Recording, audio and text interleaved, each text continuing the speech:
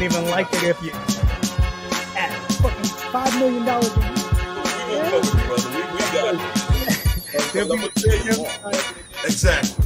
These are women, Deshaun Watson, that he paid. Oh shit! Tripping. Oh I'm telling you, yeah, man. here we go. Tripping. Another Man. episode Yeah, of man. the Yeah, No man. Sports Show. I am LowRyda, one half of the dead presidents, one third of the Los Lunatics, and down below is Kenny, the bounty hunter. I don't know what freaking signs I'm throwing, but I'm throwing. No, don't do that. We don't need Anyway, for that. Anyway, oh God, bounty hunter, the original name, and then he went to Frank. No, he went to Cowboy Willie Watts, the urban country gangster, and then he went to Frank, one half of the American gangsters, with none other than ex-WWE star, ex-ECW star, well, developmental. All right, come on WWE. now you're turning into mega right WWE developmental, ECW star, Chili Willie, better known as Black Bart Watts, and... Oh my God, today, bro, you're turning into mega over here.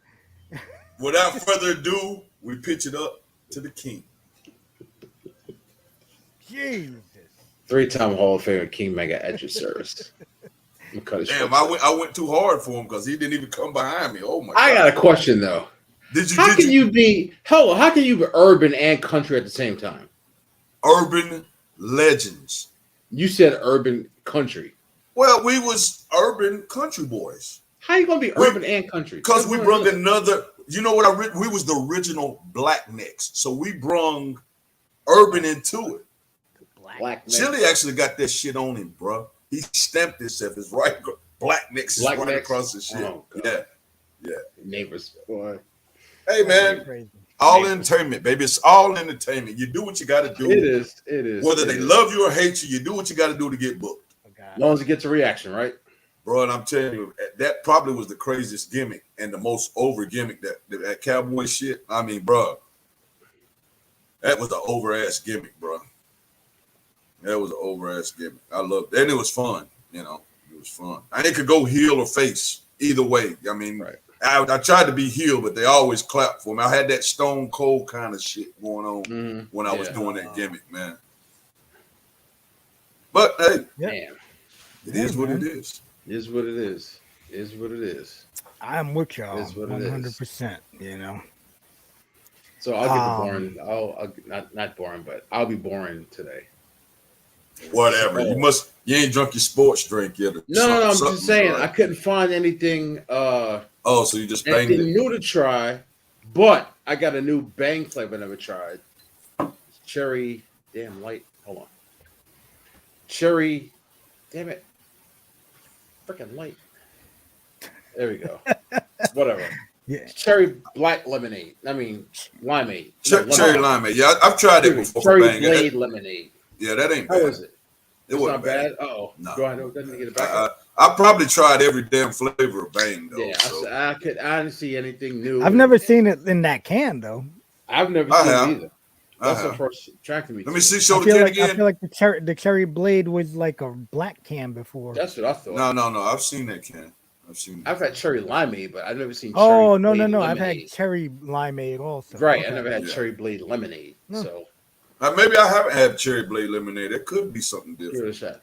I have nothing new coming. Oh, here we go. Smell like good. Hey, we need to put the. I think this is new. We need to put the y'all okay. We got it up. Parental advice. Yeah, we need to have it up when he do. We need to have it up there. Yeah. Make sure you bling that shit when he do these tests, man. I swear. Right, here we go. This guy.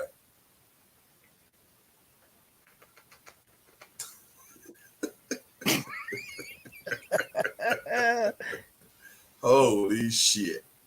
I give it a swig. Look at this dude, man. Okay. Here we go. Hold on. First comment right there. Scotty Matthews. What up, brother? Damn, that beard is hot as shit, bro. See, here's the crazy thing. Here's the crazy No. thing. Me and Scott Right. ain't seen each other in years, bro. So I've never seen the beard gimmick, bro. I've never seen it. Bro, you still rocking the beard gimmick? Willie Watts was the truth. Willie Watts And then had we some got damn Carmel fun, out there in the building. What's up, Carmel Carmel? And welcome my taste test commentary. Hey man, that shit can't last 15 minutes, bro. You was yapping. I was ready. Well, I mean, you was still. I mean, shit. I was done. You was like, yeah. I was commenting on my boy. Me and that man went across North Carolina to Philly to Pennsylvania, busting the shit out of each other. Me and Scott beat the hell out of each other. It tastes everywhere, like, bro. I don't taste the lemonade. I do taste the cherry. It's all right. It's not bad. It's not bad. I give it a. We got to come up with some ratings, but out of 10, I give it a 6.5. Okay. Well, I got a new one coming next week. Tiger Blood. Tell you what, it's better than that G Fuel bullshit. I'll tell you that. Yeah, that G Fuel was. We will never trash. be smart about G Fuel because that's trash. Hot Any y'all trash. out there want to try G Fuel? I Don't. didn't even want that sponsorship. Yeah, I don't think I've never tried G Fuel. I don't think I've never tried that. If we ever make a bet on something and lose, the loser got to drink G Fuel. Yeah, you gotta buy a case of it and drink it. Drink it. Yeah, that shit is nasty. My guest thing is apple juice. I'm doing apple juice today. Think it's Steve's, no doubt, my homie, no doubt. We go way back. And I ain't gonna front. That Zoa shit ain't too far behind it. I'm not. The Rocks one. Yeah, not a fan. That shit. The Rock got a sports drink. Yeah, Zoa. Yeah, he going after all monies, man. Oh, he trying he trying to get paid. Anyway, he is getting paid. I ain't mad. And his clothing is in the UFC now. Mm-hmm. They're using their footwear. He is but paid. Yeah. I got a little something from my homeboy. From my homeboy Al, that he's a manager up at Retro Fitness up on Queens Boulevard. So shout out to Al. Shout out. If y'all are in Queens and need to get a workout in, go check out Retro Fitness. And but yeah, this one here, he gave me a little sample that he got.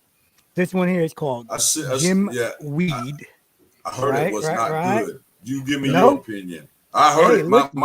My trainer said it was horrible because I was one of the ones I was like, I'm taking that. He was like, don't get that shit. So we're gonna get it from the horse's mouth. It's got man, stop yapping and taste it. 20 milligrams of hemp extract. Dang. And let's see. I'm trying to see how many neighbor girl to get high. Hey, fuck it. 200 milligrams of caffeine. So let's see what happens, see what it tastes like. Here we go. Drink the shit. Don't do the X-rated version. Oh God. What's Uh-oh. I'd say it's better than G Fuel. Better than G Fuel. Way better than G Fuel. How about the okay, hold on. Bucked up joint. I wouldn't put it better. I would put this better than Bucked Up. I ain't like Bucked Up either. I don't like it either, but okay. So I would put this way above G Fuel, because nothing's worse than G Fuel.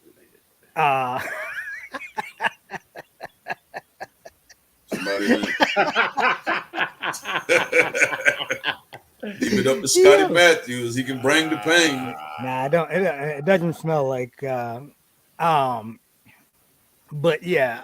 Yeah, that's what everybody says too, bro. Yep, trash, straight up trash. Scotty. It might just be a hood thing, maybe, because that's why my boy got it in there. You know what I'm saying? At Retro, there's some hood cats. Scotty, shoot out your gym that you district manage at, bro. We're gonna give you a little plug. You hit in on this. Shoot out your gym. Shoot the content out on the thing so we can bring it up, man. But I decided to go with a little backup plan. Oh, what we got? What we working with? A little Cactus Jack. Damn, I guess is that what you got, a Sambo out of that racist ass drink? I thought he had a Sambo, man. Look at that, bro. It does. I said, damn, what the hell drink did you? What company is that? Sponsor that shit. I thought that was some little black Sambo shit. Yeah, This is from Magnanimous Brewing out in Tampa, and they say they do their Yo, I'm surprised nobody had a gimmick. His name Sam Bo.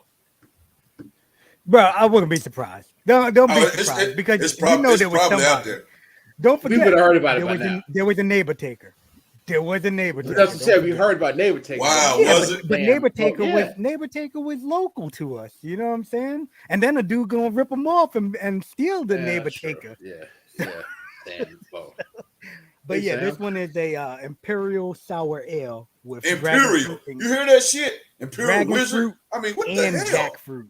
Nah, these dudes are legit, bro. They all about Chauncey. See? they're all about wrestling Mm-hmm. on a regular basis. If you go there, anytime you go to their brewery, they got wrestling on the TV. Okay. You could go there. You could go there at 8 a.m. and get a beer and a coffee because they do coffee too. Mm-hmm. So shout out to Magnanimous.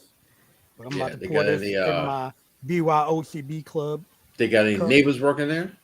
We are have like under 2 people that work there. So we are under a month for shenanigans now. We are under a month, guys.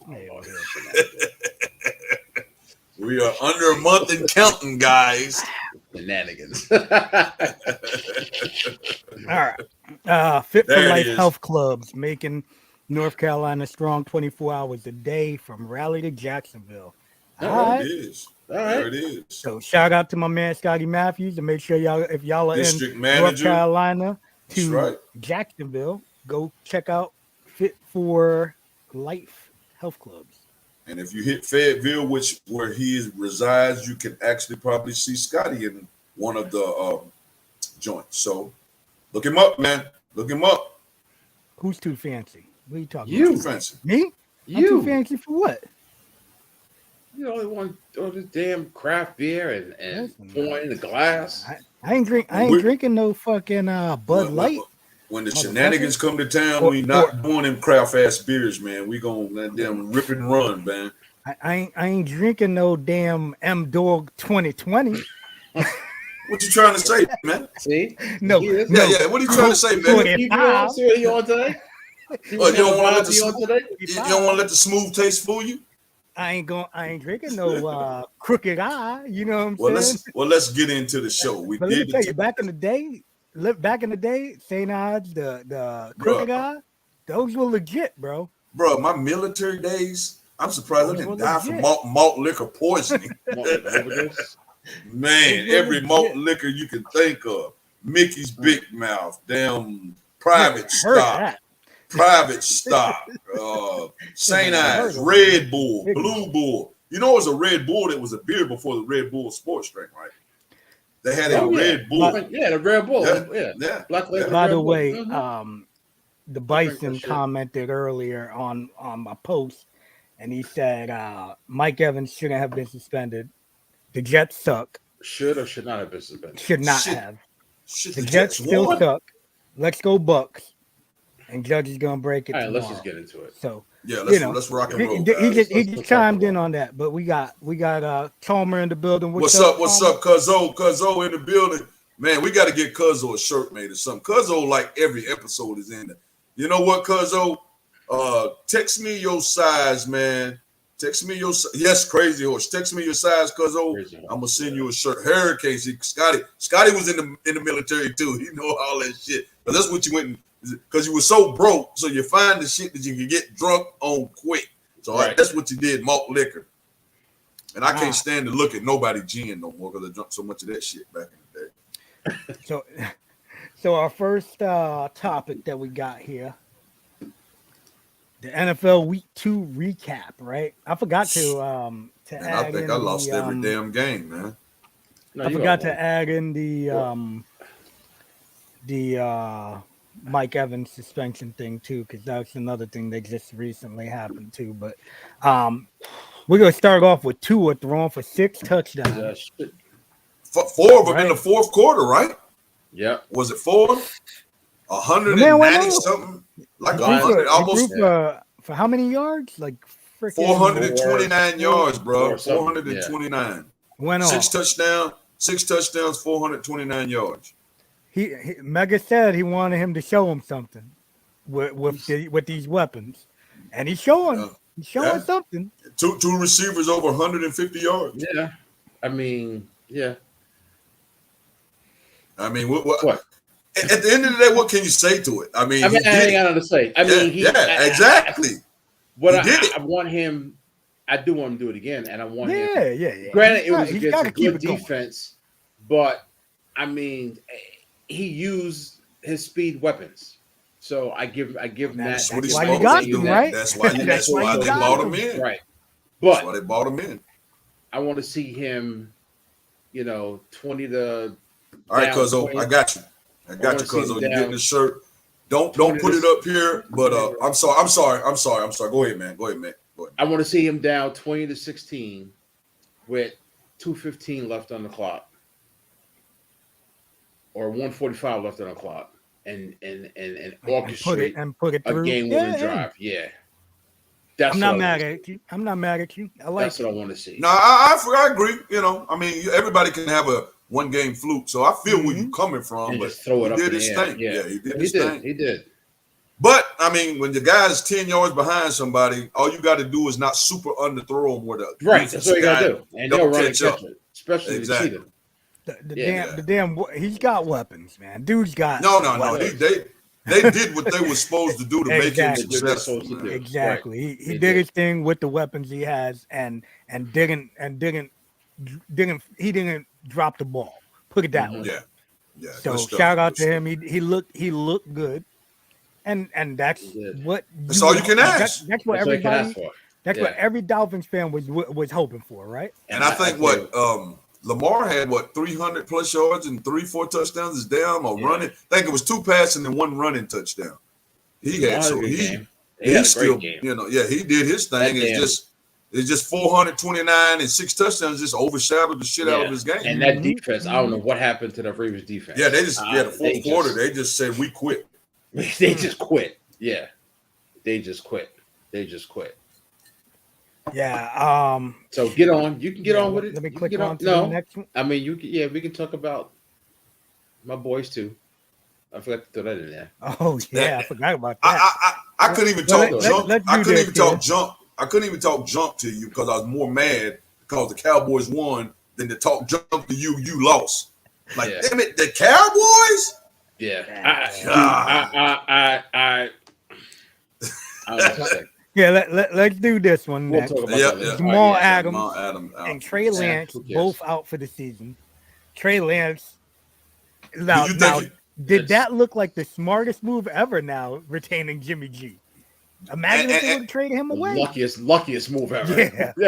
And another question. Nobody really was trying to get him. Right. Yeah, and another question behind that is, was he going to lose his job in the next 2 or 3 weeks? Or do you think they was going to stick it out? I think they was going to ride it out. Because if you bench him, then he's done.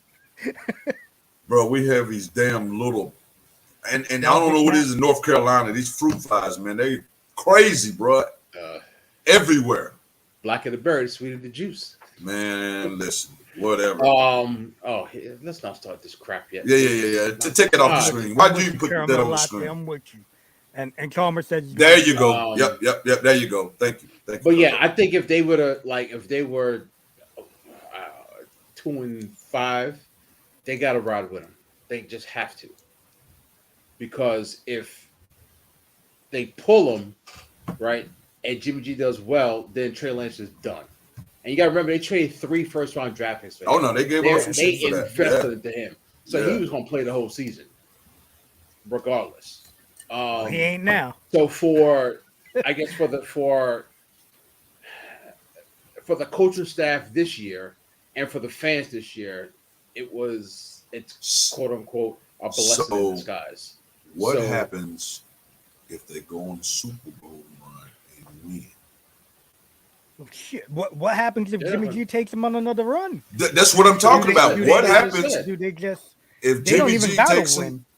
Yeah. At that point, no. At that point, it's like, well, damn, we playing with house money. We ain't got to win it for like 10 years. We can let Trey Lance play. At that point, That's True. smart. But That's but how smart. about I mean, you're how about right. if he takes them right there Yeah. again to the Super oh Bowl? well. Do you Okay, feel like then do you no. feel Then they're like gonna he's say the one that managed no. this team But to then it? no, because Or then they're gonna say, all right, this is the best you could do. You could take us to it's this get us dance, but there. you Yeah, can't get yeah, the kick. yeah. Yeah, but that's it. So done. So no matter what, this is his last season there. No matter what. The only thing he can hope for is have a great season, a And deep get a good playoff run, contract from And and get a somebody else. contract Yeah. from the freaking Colts.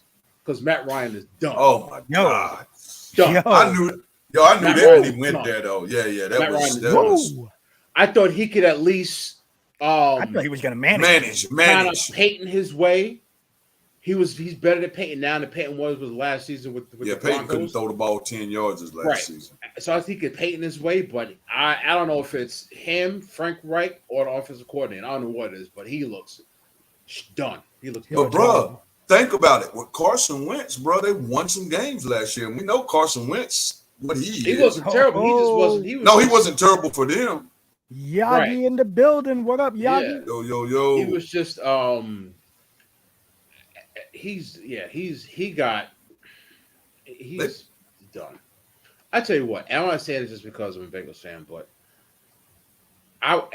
more disappointing. I think the Colts are way more disappointing than any team in football because these dudes are supposed to be at least 10-7, 11-6. So they 0-1-1, right? Yeah. So they ain't got no wins, a tie, and a. They look did they tie? bad. They tied. Yeah, they look bad. So they 0-1-1. Yeah, bro, you couldn't put, bro. You put 0 points up against Jacksonville, bro. 0 points. And speaking of, I'm pissed at myself. I know we get into it later, but that's why I looked at that game as like I don't think it'd be an upset because I think the Colts was and Jacksonville was on upswing.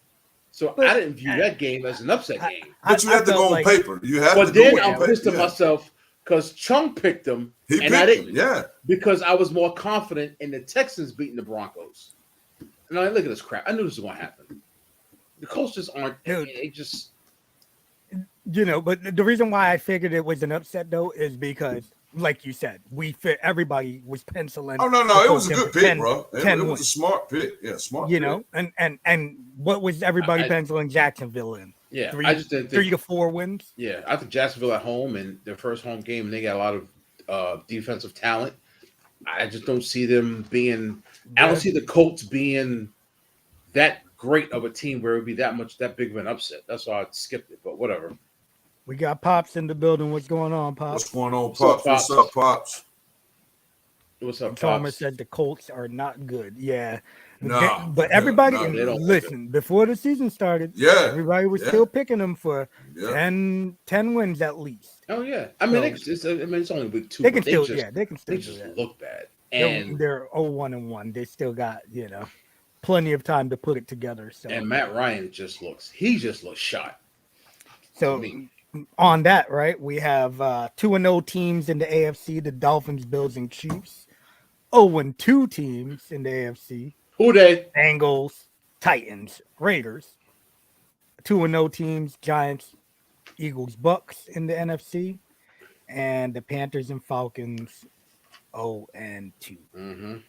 Now, listen, the Falcons, nobody expected them to win. Exactly. But they've been playing. They playing good. Yeah. They're playing good games. They're in there in every game. You got to beat them. They're not beating themselves. You have to beat them. Exactly. With Mariota behind the center, he's not looking. They're not looking like a horrible team. And all it would have taken was one slip up by the Rams, and that game could have been different. Yeah. And the week before, one slip up, the game could have been different. So I don't remember who they played week 1, but they what they lose by a field goal week 1, I think. I think so. Yeah, I think so. Yeah. It's they're right in there. So they're gonna end up beating. I was hoping that they were gonna pull out that win versus the Rams, though. Like imagine the butt hurt fans of the Rams. So out of the 2-0 teams, just based on what you thinking, who's fluky right now? Who's a fluke out of the 2-0 team? The Giants. the Giants on The the Giants. NFC side are The definitely Giants. a fluke. Yeah, the Giants. No And question about it. I don't feel like any of those 2-0 teams on the AFC are really a fluke team. I feel like if anybody is going to be a team that isn't going to really capitalize on it, it's going to be the Dolphins. Okay. Now, The out of the Bills and the 0 Chiefs, I feel like are going to end up being, Mm-hmm. playoff teams. Now, out of the 0-2 teams, who do you think? All right, we're gonna ride this ship. It's early. We'll turn it around. I already know what you think up top. Come on. I feel like the Bengals are. I feel like all three of those AFC teams can turn it around and be decent. I don't think the Titans. I don't know about the Titans, man. That quarterback, I Titans just never can't. been sold on that dude, man. I don't I know. don't think the Titans can. Me either. And Derrick Henry, as beast as he is, I think over the years, all the hits he's taken, I think now it's starting to show up. He is coming back from an ankle injury too, so. But that's it. That's always that superstar, stud, Hall of Fame type running back. They always hit a wall, and it's always and it's a wall. It's not bam, they slight. come crashing down. Yeah, they come crashing down. And I think this year, and just to your point, Kenny, I've never been a Tannehill fan. He's okay. No. You know what? He's one of those guys that I feel like is not good, but he has been able to manage games. Sound like Kirk Cousins to me. Kirk Cousins is, I guess. Until it's a must-win game. He can win some games until it's a must-win game. This is about to be the neighbor show because somebody too busy watching the Yankees. Listen, that was I thought he hit it out and then it ended up clanking off the outfielder's glove. Can you wait until we get to them, please? Yeah, man. You act like we talk about the Yankees. Do we ever talk about the Yankees? But there's no reason to talk about it. And the reason to look at the game. They're 5.5 up. It's not like they're 1 game up or half a game up or whatever. Yeah. Stop looking at the screen. Look at the camera. Yeah. Nah, it's big triple there. Oh my god. Big triple. You see me looking at the Braves? Yeah. No, I'm not looking at the Braves. Not right now. I'm not looking at the Braves. Anyway, let's roll on. Yeah. So let's talk about these Bengals for a little bit. Okay, we'll give you that. Let's go. So first of all, I love when the Cowboys lose, and then I purposely go on Twitter to see what Stephen A posts. It's the highlight about Sunday night. It cracks me up, right? So I'm actually anticipating more than that. Ain't nobody just no damn Yankees. I'm was more excited for that than the Bengals win. So I'm watching this game, and let me tell you something. Micah Parsons is a monster. Freaking monster, dude. A monster. Yeah. That's one thing the Cowboys, y'all have a beast. Without a doubt. This dude is crazy. Game-changing and what's talent, even bro. More crazy, what's crazier is he was a linebacker at Penn State. Drafted a line. He never played the line. This dude is lining on the line on both ends and getting after the quarterback. Nothing. Crazy. Scary, man. Crazy. Scary. It's scary. It's scary. This dude is crazy. Scary. He can change a game, bro. So I'm blaming. I tell you what, if Joe Burrow need to get paid just because of all this hits he's taking, they owe him money. Just and y'all spent money on your offensive line this year too, right? So the last week, Pittsburgh was coming through the middle and to the left side where we got a rookie left guard starting. This week, so they got a new center, a new right guard, and a new right tackle, right? And the right tackle, Lyle Collins, on the Cowboys last year. Man, Micah Parsons ate his ass up for lunch. Man, Micah Parsons ain't playing, bro. So that's a double team. So if the offensive line doesn't get their stuff together, now granted, what this proves to a lot of guys, I think you're going to see a lot of guys, especially younger guys, start taking these preseason games more seriously. Answer that question. I get to it in a second. Just leave it up there. I'll leave it right there for you. So I think they're going to take preseason more seriously because Joe Burrow didn't play at all. His first snap came last week because of Yeah. his appendectomy, right? The offensive line didn't play together at all. So this is like, I think we're gonna finally see coaches, and I would say like guys in the league 4 or 5 years or less play preseason games to get in the rhythm, because it's proven that you just can't show up and play unless your name is Tom Brady or Michael Shit, Jordan I don't know. or I mean, dude. Tom has not looked fabulous. I mean, he's Well, hold won. on. He No, did. yeah, he true, did what he true, needed to do. True. He threw And for to 100. that point, right? To that point, he got hold on, timeout. Go ahead. Tom Brady had no receiver, not one of his starting receivers. That's what I was going to say. That's what I was When? going to say. He doesn't This have any. This didn't have any receivers. Oh, So Julio this- didn't play. Julio didn't They were play. all, they're Dave- all Mike- except for Mike Mike Evans Evans started, played. but got kicked out. right. Okay, but he So- had him last week. He had him against the Cowboys, and it still wasn't So- fabulous. But he know how to win. Yeah. But anyway, so back to our point is, I think next season, next preseason, you're gonna see guys get more reps. Okay. So one, if our offensive line doesn't take shape in 2 weeks, offensive line coach need to get fired. I'm sorry. I don't want people to lose their jobs, but he need to get fired. The two, Joe Burrow is clearly not in rhythm. I Because hear this what you're dude, saying. he's not Patrick Mahomes by any stretch, but he makes stuff happen. He ain't making nothing happen. I hear what you're saying. Because he had but the ball. Hold on, he had the ball. The last week, last drive didn't come through. He was gonna should have won the game, and this week didn't come through. When I thought we had the ball and it was tied, and we had like a minute and 40-something seconds left, I said this game is in the bag, and he just didn't get it done. Yeah, Kenny. I hear what you're saying, 100%. But you gotta. They're going to look at guys like Joe Burrow, Aaron Rodgers, Tom Brady, the Mahomes. They're going to look at like these games don't count, bro. What happens if one of them have a season-ending injury in preseason or a 8 to 9 game? So that's I totally get it. I do think more players may play, but I do think stars like those quarterbacks, those running backs, who's going to take a pounding during the season, Well, I think it stays the same. Now, can I say maybe some of the offensive linemen, maybe the receivers or whatever, maybe. But bro, when you got $20 million or more invested in a player, I don't know if they're going to take the chance of saying, go out there and play and take a chance of getting hurt in a preseason game. I know your point. I see your point. Chemistry developing, and maybe at least the last game of preseason, play a half or something to at least. But I just don't know if that'll ever fully change, just based on if somebody got hurt and now they would have to say, why the hell was you playing him there preseason? We paying him $200 million guaranteed. You know what I'm saying? So I don't know, homeboy. And the Jets QB is the one that got hurt during preseason, right? Wilson running, yeah.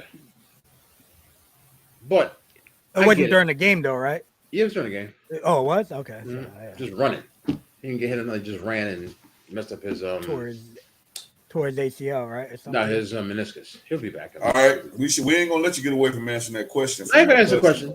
It's up there. You're not gonna answer that question. No, I ain't gonna answer it. I'm talking okay. the point. I just think that like when you bring in so many new pieces, you can't use the first 2 or 3, 4 weeks of the season to gel. You just can't. I mean, you could probably get away with it in the AFC if you want to be like 5 through 7 because their team's going to beat up on each other. But it's not. I look at it as like college football. It's better to lose early and get in your rhythm mid-season and go into the postseason rhythm, right? But you can't risk falling behind early. Like if we was in the AFC East, done. So to answer your question, we are absolutely legit. And the reason why we are legit because Joe Burrow I saw him in his first couple games, like this dude, he's just different. He just has it. I don't think we don't have any players who I think had like career years. Jamar Chase is great. Our defense is good. We got great defensive coaches.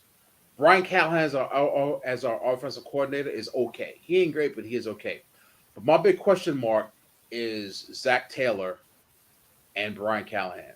Those are my question marks. But I do think they're good coaches. So do I think it's a fluke? No. Do I think what Tua did this past weekend was a fluke? Yes. That's a fluke. And the Bengals, not like the Bengals were like 15-2. They were 10-7 and just went on a good run.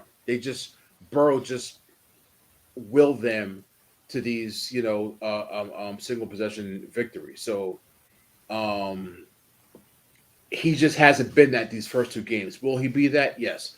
And that's why I think they're like legit. Are they world beaters like the Bills and Joshua? Hell no. Are they the Chiefs? Hell no. The Bills look scary as shit. Are they better than the Chargers? Yes. Are they better than the Raiders? Yes. Are they better than the Broncos? Yes. Are they better than the Steelers? Yes. Are they better than the Raiders? You think so? Yes. Better than the Broncos? Yeah. Better than the Chargers? For real? Yep. Okay. Wow. Yep. Sound good. No, the Chargers seem legit, but The Chargers legit, bro. The Bengals are legit too. Odds. We'll see. Legit. Until they show up that offensive line, bro, because he got his ass kicked last year. He did. So and let's just face it, you're not in the NFL going to be able to continue as a quarterback 100 and what to keep getting your ass kicked by 300 from 250 pound to 300 pound linemen. You're not going to be able to get sacked 5 to 6 times a game and stand upright by the time postseason comes, bro. It's not going to happen. And that's why I would say I wouldn't call him fluke, but I don't necessarily know if it's fully legit yet, because if he keep getting his ass kicked like he is, he won't be around, bro. He won't be around. I think they'll get it together and be so fine. we got it's not like question, yeah. It's not like they got they got all pro offensive linemen from winning organizations. They just got to gel together. It's just time. And Burrow has. I hope so, because I hope so, because I like. I mean, I'm not a Bengals fan, but I like a young quarterback that balls like he does.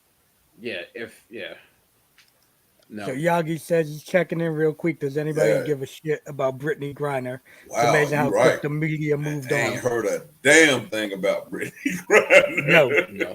You know what? I don't care. Even want to get into it. I don't care. Exactly. I think exactly. Just Whatever. because she's a WNBA star, she doesn't deserve so treatment. You know how people are locked up over there?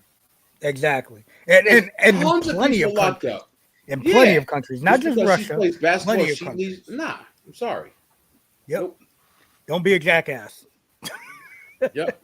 Don't be a jackass. So and bring your stuff. So Yeah. Oh, hey, there we go. We got Chris. Chris, what's going on, brother? What's up, boys? How you guys doing? What do you think about Brittany Griner? Do you care? Nope. Exactly. Nope. She doesn't like America, so I don't know. All of a sudden, she wants America to save her. Exactly. Santana Moss. This guy's killing me. I like it. Santana Moss jersey. Ladies and gentlemen, if y'all haven't checked out our previous episode way back when we first started, when we had Chris on, he is the agent of the stars. Agent to the stars. And he is a diehard Miami Hurricane fan, as you guys can see. I'm putting this on record. He still owes me a Johan Santana. What is Miami's record right now, Mr. Chris? And hold on, Johan Santana, Christian Pache, and Jose Reyes jersey, and Ronald Acuna. Wow, that's a lot of jerseys, man. Not for nothing. This thing tastes like medicine. It tastes like almost like drinking you're it though. Like a listen. Exactly. I brought a beer with me, and I brought this apple juice. Apple juice. I'm drinking it, but it tastes almost like cough syrup. Apple juice made by The Rock. Oh. Yeah.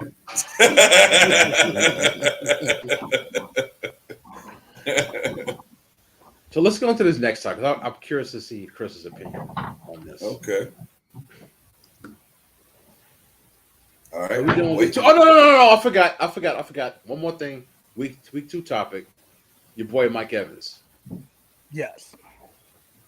You think he So- deserved to get suspended? It's one of them things, right? I mean, Here we go. it's a No, two-sided. listen. It is a two-sided story. Why is he the only one that's getting suspended? Is my thing. What? What do you mean? Why is he the only one suspended? Because he ran off the sideline and said, "Ah!" Yeah, why do you think? But He was Buddy the only was, one. Go ahead. but Buddy was all getting all extra. I mean, it's What gonna does that football. mean? They're going to give What you did he some do? lenience What to did be he do? extra. It's a contact sport, but you They cannot. pick and choose when they want to do it. No, bro, you cannot be walking to the sideline, You turn can't. around and see a skirmish, and walk out and ah. Show somebody. Now They're what not gonna happened? let that happen. Yeah, you can't do that, dude. Come on. They're not gonna let that happen, bro. I don't give a You damn can't. if it was whoever. Take off your Bucks hat. Your Bucks hat. You can't really believe that. No, you can't do that, bro. And Hold I'm on. all about Hold on, stars hold on. protecting their stars. Hold on. So he's getting suspended for a game Yeah. for pushing somebody, right? Mm-hmm. What did Aaron Donald get for swinging a helmet? No. The difference is now. In I told you my preseason- opinion on that. And I Prince told you said, my. I'm saying It's still under NFL's banner. No, it's yeah, not. bro, but it's on Not- live it's TV. If not- it's on it's TV, under bro, their if it's on banner. TV, it's different, bro. It's practice. It's different. It It's wasn't different on preseason TV. game. It was But, practice. but it's different. under their banner. Yeah, It's but not. it's different, man. It's- Come on, bro. it's You The know world that. sees it though. It's The world ain't It's What seeing there's it. nothing but they it's can do about it different, because man. it wasn't an NFL sanctioned event. It's a team practice. That's the It's difference. different, bro. It's The different. difference. But It's different. when you see these dudes, like I'm trying to remember Buddy's name back in the day. I think he was on Washington that jumped on Buddy that was on the sideline and threw blows on him while dude was chilling on the sideline. They suspended him. Yeah. What happened? Game. The Aaron Donald thing was during a team practice. It was practice. No, I'm talking about it was a practice when Buddy jumped on. Come the on, man. dude We're talking on the about sideline. practice, man. Oh, you Practice. talking about, wait, you talking about I the think it guy? was You on talking about when the two guys in the Redskins fought each other and he broke Yeah. Michael That was Westbrook during the and game. yeah, That was but during the game. that was with the same team. Yeah, but they No, still that was suspended during him. practice. But that was during It the was game. practice. No, it was practice. That was a 'Cause game the against the one- Cowboys. You know, it was a The game. dude against the was No, Cowboys. it was practice. The You dude know was in Michael shorts, Michael bro. Westbrook and I forget the running back from the Redskins at the time. Buddy was in Broke his shorts jaw, on the didn't he? sideline. You know, Broke talking his about the jaw, lineman but that's Yeah. from last year. That's a team. That has nothing to do with the league. That's a team. That's a team But the thing to team resolve. decided to do it. Yeah. Okay, the So- team. Yeah, did but it. that's the team did Right. it. That is not. So, no, do you that's think the not Rams are NFL going to suspend jurisdiction. Aaron Donald? But No. if he swung a helmet at my player, I told I you. would be I wanting him thought- suspended. I wanted him to be suspended. I see he should be suspended, but there's nothing they could do. It wasn't an NFL. They don't have any jurisdiction. That's what they said. So Yeah, you ain't wrong. You ain't wrong. I mean, it's just, and it's just, you just can't do that. Kenny, you're a big Bucks fan. I mean, No. they're at a they're at a He's a receiver. big Bucks No. fan. Kenny is a I'm a Washington- commando. he's a command. LowRyda, you're the Bucks fan. Yeah, LowRyda is the Bucks Okay, fan. well, look, they're out of receivers. They're taking guys out of retirement now. Cole Beasley just is going to be in uniform today. He's going to have to be there. They may call you up, Mega. He might. Hey, I'm 20 minutes away. He's He's like, I was gonna say he's right there. He's 6'5". Hell, you'll be their grunt. I don't know about his hands, but you know, I got great hands. I'm slow as shit, but I got great hands. I have great hands. like keeping him in line then maybe in block. Yeah, well, Brady's lineman ain't all that great this year. No. Yeah, So the maybe linemen around he the could league- use King Mega. The linemen around the league have been terrible. The Steelers, Yes. the Bengals, some of these teams are Yes. just awful. Yeah, it I is feel horrible. bad for these guys. Joe Burrow, you guys were just talking about. I mean, Najee Harris, he's outstanding. This guy has no chance. Can't do anything. Yeah. It's bad. Bad. Yep. It really yep, is yep. bad. It's, Let's get on to it's- this next one. This Yeah, it's scary right now for some quarterbacks, for it, sure. it is. It really is. But it's hard to believe the Bengals didn't shore that up. Well, we did. They just haven't played together. Yeah, I heard Well- they spent money the offseason. They haven't played together. Yeah, no, that's no doubt. That's why I said you can't put too much stock in the first couple of weeks because of the preseason And Burrow hasn't played is at all. different now. Burrow hasn't played at all. No, but there's no rhythm and stuff like No, that yet. it will be You got to fine. give him time. Now, if it's week 6 and we're like 1-5, That's different. Yeah. Then you're gonna agree that y'all were a 100%. fluke. no. Everybody can't figure it out in 1 week like Aaron Rodgers. Everybody can't do that. Yeah, right. I just think True. that we need to get everybody got to get together in camp, and he's got to get some. You got to get some snaps. You got to get some snaps. But anyway, Tyrod Taylor sues Chargers team doctor. yeah, Yeah, for his punctured Yeah. lung last year. Right, So it was a when he punctured got lung that he got. punctured lung. Yeah, and so his lawsuit. I don't know if I agree with it. So So bring me he's up to speed. Yeah, bring He's me up to suing the speed. doctor for $5 million because because of his misdiagnosis, he was taken out of the game for Justin Herbert, and that in effect cost him his starter's role, and that cost him roughly $5 million annually. So he's suing the doctor for $5 million because his misdiagnosis made him a reserve quarterback, which I think is ridiculous. But that's what he is. If you were that good, you wouldn't be on your 10th team in 10 years. So his diagnosis made him a backup. Okay. Yeah. Hey, Ridiculous. It's just ridiculous. Yeah. all I can tell him is sue for $100 million and maybe they give you $5 million. Everything, the way the world works right now, right? Exactly. Everybody's suing for something, right? That's what I said. Sue for 100 and then let them settle for 5. You know, hey, you got Best of something out luck of to it. you, Tyrod. It's ridiculous. Best of luck to you. You know, he's not with the team no more. It's ridiculous. Yeah, It's that's weird. crazy. Let's get this mess out the way. Yeah, I think that's enough time on that beat. Let's get this mess out the way. Just go ahead. Go ahead. Listen, man, A-Rod's right there. I mean, God. A-Rod. Aaron Who Judge wishes is he right was there, A-Rod? bro. He is chasing the 60, but they just pitched around him completely his last at bat. And that's probably what's going to end up happening God. for Hey. a lot of his at bats. You gotta- Listen, nobody wants to be the guy that gives up the home run. Why? Listen. It's the dumbest thing. I hate that. Who cares? Tell him to channel his Who Barry gave up- Bonds and wait for one strike to be close to the strike zone and hit the motherfucker 455 feet. Who gave up? What do you call it? Barry Bonds is 63rd. Damn, if I remember. Exactly. Exactly. It's my point. But I Who gave up Hank I Aaron also wasn't 715? invested. How down it? What? I knew you. Except you. I was gonna say if you But want to like- ask me who gave up Jeter's, Who gave up Roger Maris's you know. 61? Like nobody cares. Bo Cephas. Who cares? It's so stupid. Yeah, I you wanna get be you the get guy. some, you can get some money signing. And I was going to say, Exactly. you that's should, what I was because gonna you say. get some money, right? Then you show up with Aaron Judge when y'all Yeah, you Right. follow Aaron Judge around doing autograph Right. shows with him. I'd want to do it. Hey, hit it off me, and yeah. So Because I remember Yeah, David true Price that. gave up Jeter's 3,000th hit. I know Mega's salty about Who? that because I, David Price. oh God, I hate Derek Jeter. David Price was a beast for what, like 2 years, a year and a half, or so. I mean, he was So, decent. speaking of Derek Jeter, I have a Oh shit! source from Major League Baseball, seriously, and I'm like, whatever, dude. I don't. Who thinks? And he said he told me this last week that the Yankees are going to dismiss Brian Cashman, and Derek Jeter is going to be general manager. Hey, I would be interested to see where. And that is from a Major League Baseball source. I'd be interested to see. Like, I feel like Cashman's kind of wearing out his welcome. He's built up the team pretty much exactly the same way every single year, and it hasn't been able to get past wild card now. You know what I'm saying, for the past couple of years. So you know, it's we trade away homegrown pitching, and all of that. Wow. Good stuff. So, hold on, I know you did not just say we, neighbor.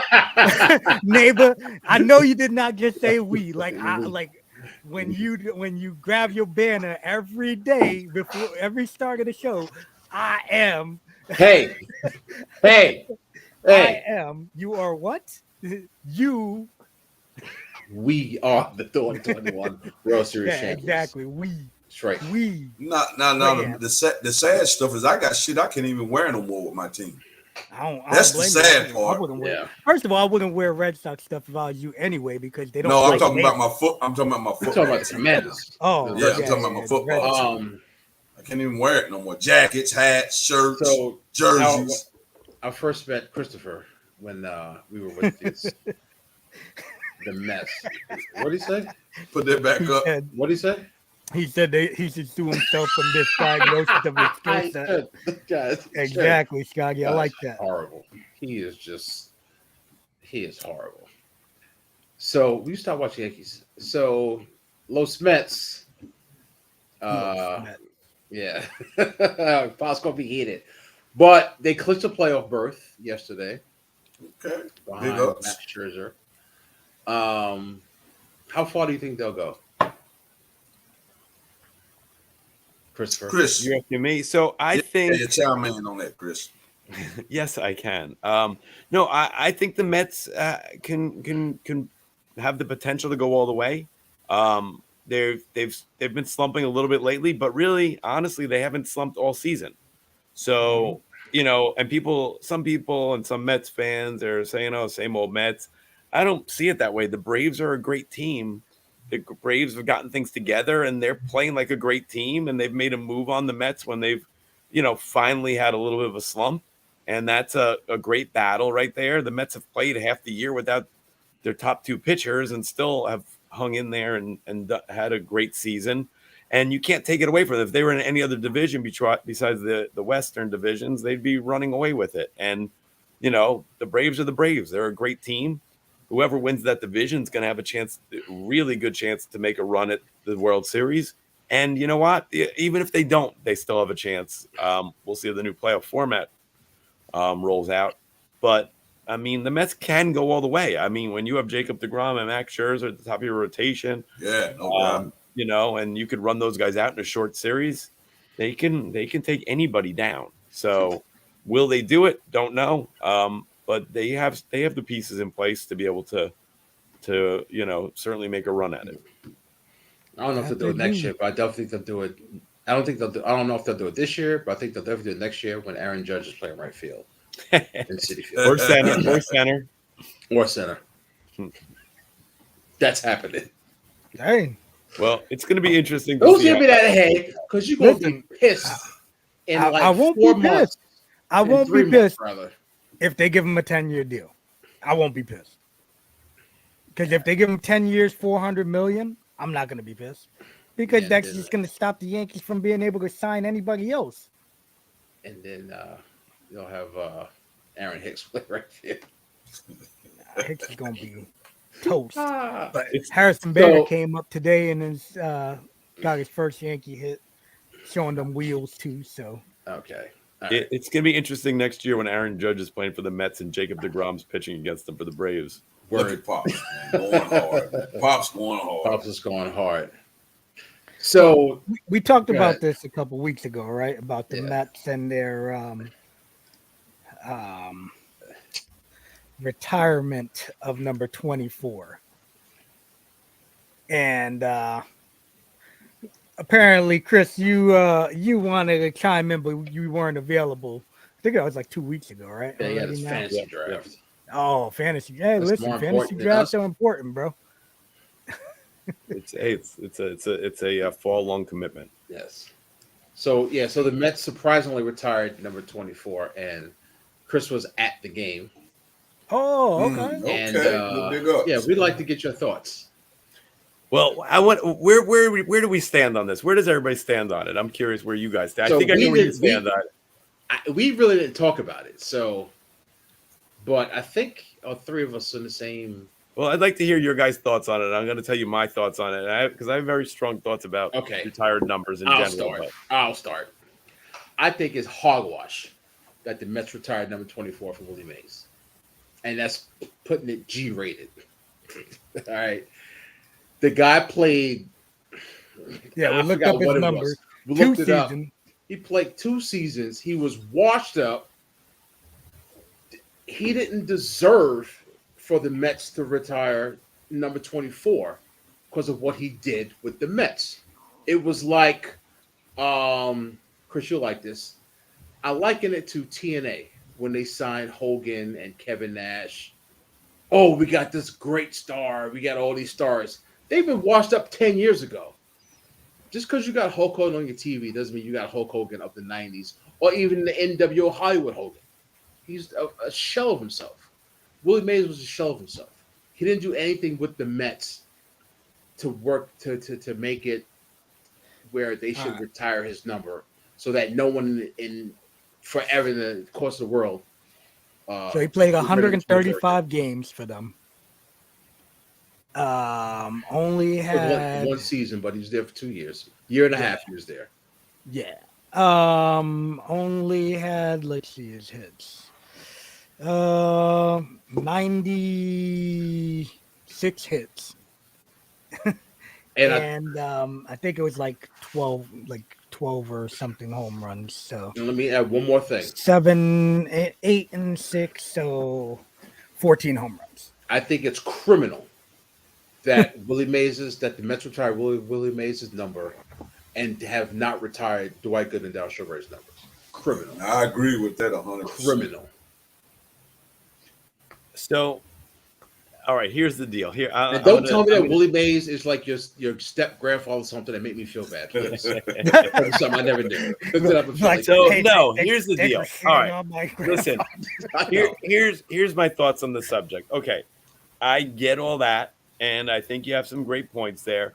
But Willie Mays is top 5 player in the history of the game. Okay, we all agree on that. Mm-hmm. Okay, the guy is a New York icon, right? Because obviously a little bit of unusual circumstances, right? Mm-hmm. In that he's a New York icon. The guy came up with the Giants in 1951, had a tremendous career before the Giants moved in the late 50s, right? And then he obviously continued to do his thing and took it straight through the early 70s until the trade back to New York. Obviously, the Mets, inception of the Mets, and the Mets were started just based off the fact that the Giants and Dodgers both left town and all that stuff. And there's a lot to it, right? I mean, the Mets wear the NY is the Giants NY, right? The orange Giants NY, the blue is the Dodgers hat. Mm-hmm. There's a lot of history there, okay? And, when they got Willie Mays back, and again, you say he did nothing for the Mets. And again, this is debatable, and we could argue about this stuff. But I disagree with that because Willie Mays was and again, this is way back in the day, and I'm not pretending to have witnessed it all, but Willie Mays was a veteran guy, a legendary figure who helped that team and helped. That team came out of nowhere. They were in last place, I think, at the end of August in '73. They got to the World Series. It's one of a few World Series teams that the Mets have had. He actually did, and again, we're splitting hairs on this, but the guy did have, I think, game winning or game tying hit in Game 2 of the World Series in '73. And I think just the fact that he's Willie Mays, a New York icon who, came back and actually wore the uniform as a top 5 player in the history of the game, which we're all agreeing on, right? Did we say that? Yes. Second best agreeing with that. Of all time. So, and then he came back and they ended up coaching and sticking around a little bit for after that for them. To me, and then just the other factor I just want to throw out there now, and this is actually a little weird thing, but nobody wore 24 after he retired, except for once in a second game of doubleheader, a guy named Kelvin Torvey wore it in, I think, 1990, one time. But no one ever wore it. So it was out of commission. No one ever gave that number out. They didn't want to give that number out because Willie did wear it. So it wasn't necessarily because of his contributions to the Mets. It was just more of a fact that Willie, a New York baseball icon, did come back and wear it. And they didn't think. So it was, in effect, retired anyway. So they did it in a formal ceremony at a really special Old Timers Day that meant a lot to a lot of people. And listen, I'll argue all day long what your point was, Chris, and especially Darryl. Darryl's number not being retired, but they're retiring Jerry Koosman. Great player, great pitcher. Not saying it shouldn't be retired, but go into the Mets record books and go up and down and look at their statistics and look who Darryl still leads them in most of their statistics. He's certainly top 10 in almost every statistic, from stolen bases, home runs, RBIs, all those things. He's number one in home runs still after all the years. David Wright and all these guys coming and going. So, and he only played there for 8 years, by the way. So, no, regardless of, and again, we all know if Darryl didn't have the issues he had off the field, he wouldn't even be a debate. Oh yeah, without a doubt. But I think, listen, the fact that they haven't retired his number is a joke. You know, Doc is a little bit of a different because I think his contributions weren't as strong, and he did kind of fall off a cliff. And you know, but certainly an argument can be made just based off of some of his outstanding accomplishments through the years. But again, a little bit of a different situation. But to me, Darryl is a no-brainer. Should be retired. You know, hadn't thought about it in that way. But I've argued a million times that they have to retire Darryl's number, and I don't know what they're waiting for or why they won't, because they're going to retire David Wright's number at some point. There's no question about that. But Darryl, his contributions to the team are people will say Piazza and stuff, and I love Mike, and I work for the Mets, Chris, as we've talked about on the show before, with you also, but. You know, Darryl is Darryl, and Darryl should have his number retired. It's a no-brainer, and he's still one of the top 2 or 3 players of this team. And you can talk about Piazza all day, but Darryl played as well as him. He had more home runs than him, and as a Met. So I mean, that alone, should be a consideration. But Willie himself. Listen, it was a great moment. Darryl was there. They were all there. I don't think anybody could take anything from Willie ever. I know what you're saying, and I do have very strong feelings about retired numbers, and I think you're seeing a little bit too many of them more recently, where things, and they want to retire. Listen, Roberto Clemente was an unbelievable baseball player and an amazing man who obviously gave his life literally. But I don't think Major League Baseball should permanently retire his number like they did with Jackie. Jackie was a completely different. Yes, Roberto Clemente paved the way for Latino players, but Jackie Robinson literally changed the world. Literally, he changed the world. He's one of the greatest figures in the history of the world.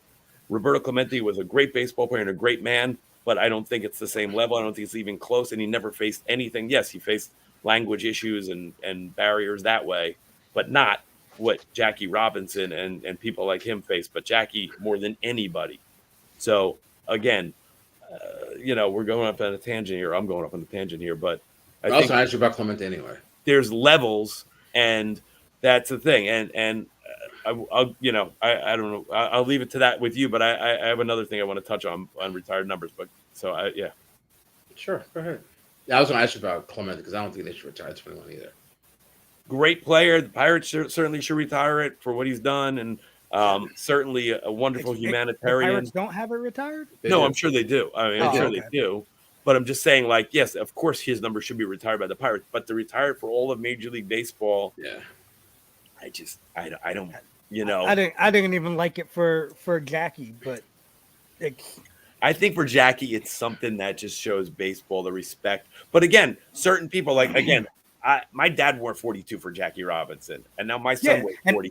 And that's the thing. Like a lot of players that want to wear that number to respect. And Butch Husky, and I know there were plenty of players that did. I know Robinson Cano would have done it. Cano would have done it, right? Yeah. He was 24. When he came up, he got took 24. Wasn't Cano 24 with the Mets too, though? Because he wouldn't. Yeah, but that was his number at that point because he can't wear 42. Yeah. But I'm sure he would have been 42. But look. I think the Jackie thing was a special thing. I was part of that actually working for the Mets at that time. But to be there and have Willie Mays get his number retired and him come on and give say a few words, it was a special moment, I think, for all of us. I had my kids there with me who were little, but no Willie Mays. My 8-year-old runs around the backyard catching over the shoulder balls saying he's Willie Mays. So, that's pretty amazing. That was like 70 years ago. Pretty remarkable. So, like I said, I feel like this is a little bit of an unusual circumstance. It's not like the Rams retiring 12 for Joe Namath because he went there at the end of his career. I think this is a little bit of a different because there is a connection there, or the Sonics retiring 33 because Patrick Ewing went there or something. But that all said, if we change the Chiron on the screen, again, I'm going to say this, and it's no disrespect intended towards the Yankees or to anybody else. Yes, I love it. Paul Thank you. O'Neill's number should not be retired. He was a fantastic baseball player, a very, very good baseball player. But to retire his number with people like Yogi Berra and Mickey Mantle and Joe DiMaggio and Babe Ruth and Lou Gehrig is insane to me. I don't understand it. He was a great ball player, fantastic player who definitely helped the Yankees win a bunch of World Series. But I don't understand how or why they would retire his number. You know, I mean, it's almost like I'll drink to that, Chris. And it's a Hall of Fame debate. You know, the Hall of Fame is not the Hall of Fame anymore. It's the Hall of Stars. It's not, you know, they put people in who don't belong there. They were great players there, but there are levels. Paul O'Neill is here. The Hall of Fame is here. You know what I mean? The retired numbers are here. They're not here. Paul O'Neill is certainly a fantastic player, modern day player of the Yankees, and certainly embodies the spirit of the team, a fiery competitor, and all the things that he did for that organization. Amazing. Do not go unnoticed, but his number shouldn't be retired, in my opinion. I agree. Oh, listen, 100% agree. I'm a diehard Yankee fan, and I agree with you. So, I said the same thing. Like, you know, and he wasn't even homegrown either, which is something that I feel like is important also for that aspect. You know, he did contribute to the titles, but I don't feel like he, you know, at the same time you can say freaking Luis Sojo contributed to those titles too, you know. Not as good, obviously, but Poppy Soho was in there doing his thing, you know. Yeah, you can put a monument up there. No, I get you know. I mean, I'm all good with that's like retiring Tino. Tino was a good player. Exactly, that's the point. Mm-hmm. I mean, you know, I just, you know, are they I'm going with to you. Are they going to retire Charlie Hayes' number next? Well, maybe. No, listen. Like I said, I feel me and Mega had this discussion. I feel like sometimes they do jump the gun and you know. But they waited a long time, and all of a sudden, out of the blue, they just retired Paul O'Neill's number. I just don't get it. One of the things like we talked about was they gave, what was his name, LaTroy Hawkins, the number 21. Yeah. And they booed him for wearing it. You know, so.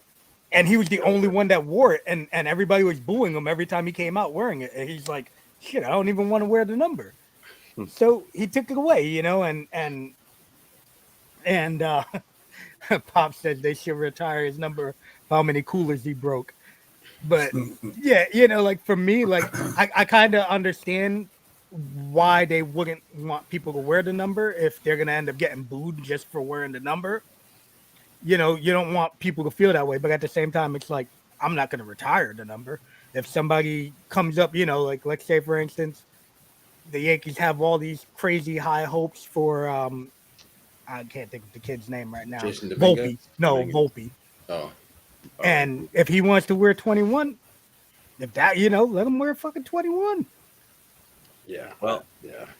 But now they gave Yogi Berra Bill Dickey's number. I mean, or whatever. I mean, it happens, and you know, I mean, like you said, I'm certain some guys would, you know, they wouldn't have an issue with the right guy wearing it, right? Exactly. Exactly. I feel like O'Neill would have been like, okay, like he said he was surprised that they were going to retire it. Yeah. Yeah. So, you know, it's just one of them things. You know, I'm good with it, but. I'm not good with them retiring it because I feel like they're gonna run out of numbers. Like every young player now is gonna be in the 90s. Yeah, they're gonna call Anthony Volpe by the time he gets there. He'll be number 112. Yeah. If they ever call him up, they won't. But yeah, he'll fizzle out before they ever call him out. Go ahead. Where we at? Well, we could. Let's just skip the predictions. Did y'all do your homework? No. Talking about our picks? The predictions. No. Kenny's like, what homework? Oh no! I mean, I don't need to do homework. I just pick, bro. Prediction, All right. whatever, whatever. Let's fly with it.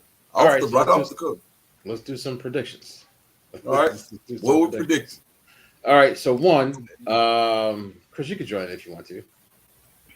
First one is, well, let's start back. Yeah, MVP. Who do you think is going to be the MVP this year? For me, Yeah, Allen. you can join. Josh Allen looks like an MVP to me. Okay. That's a good one. That's a damn good one. So we got all pick different ones. No, no. This is just what we think. This isn't part of our thing. No, this is Okay. just. I'm going with Josh Allen too.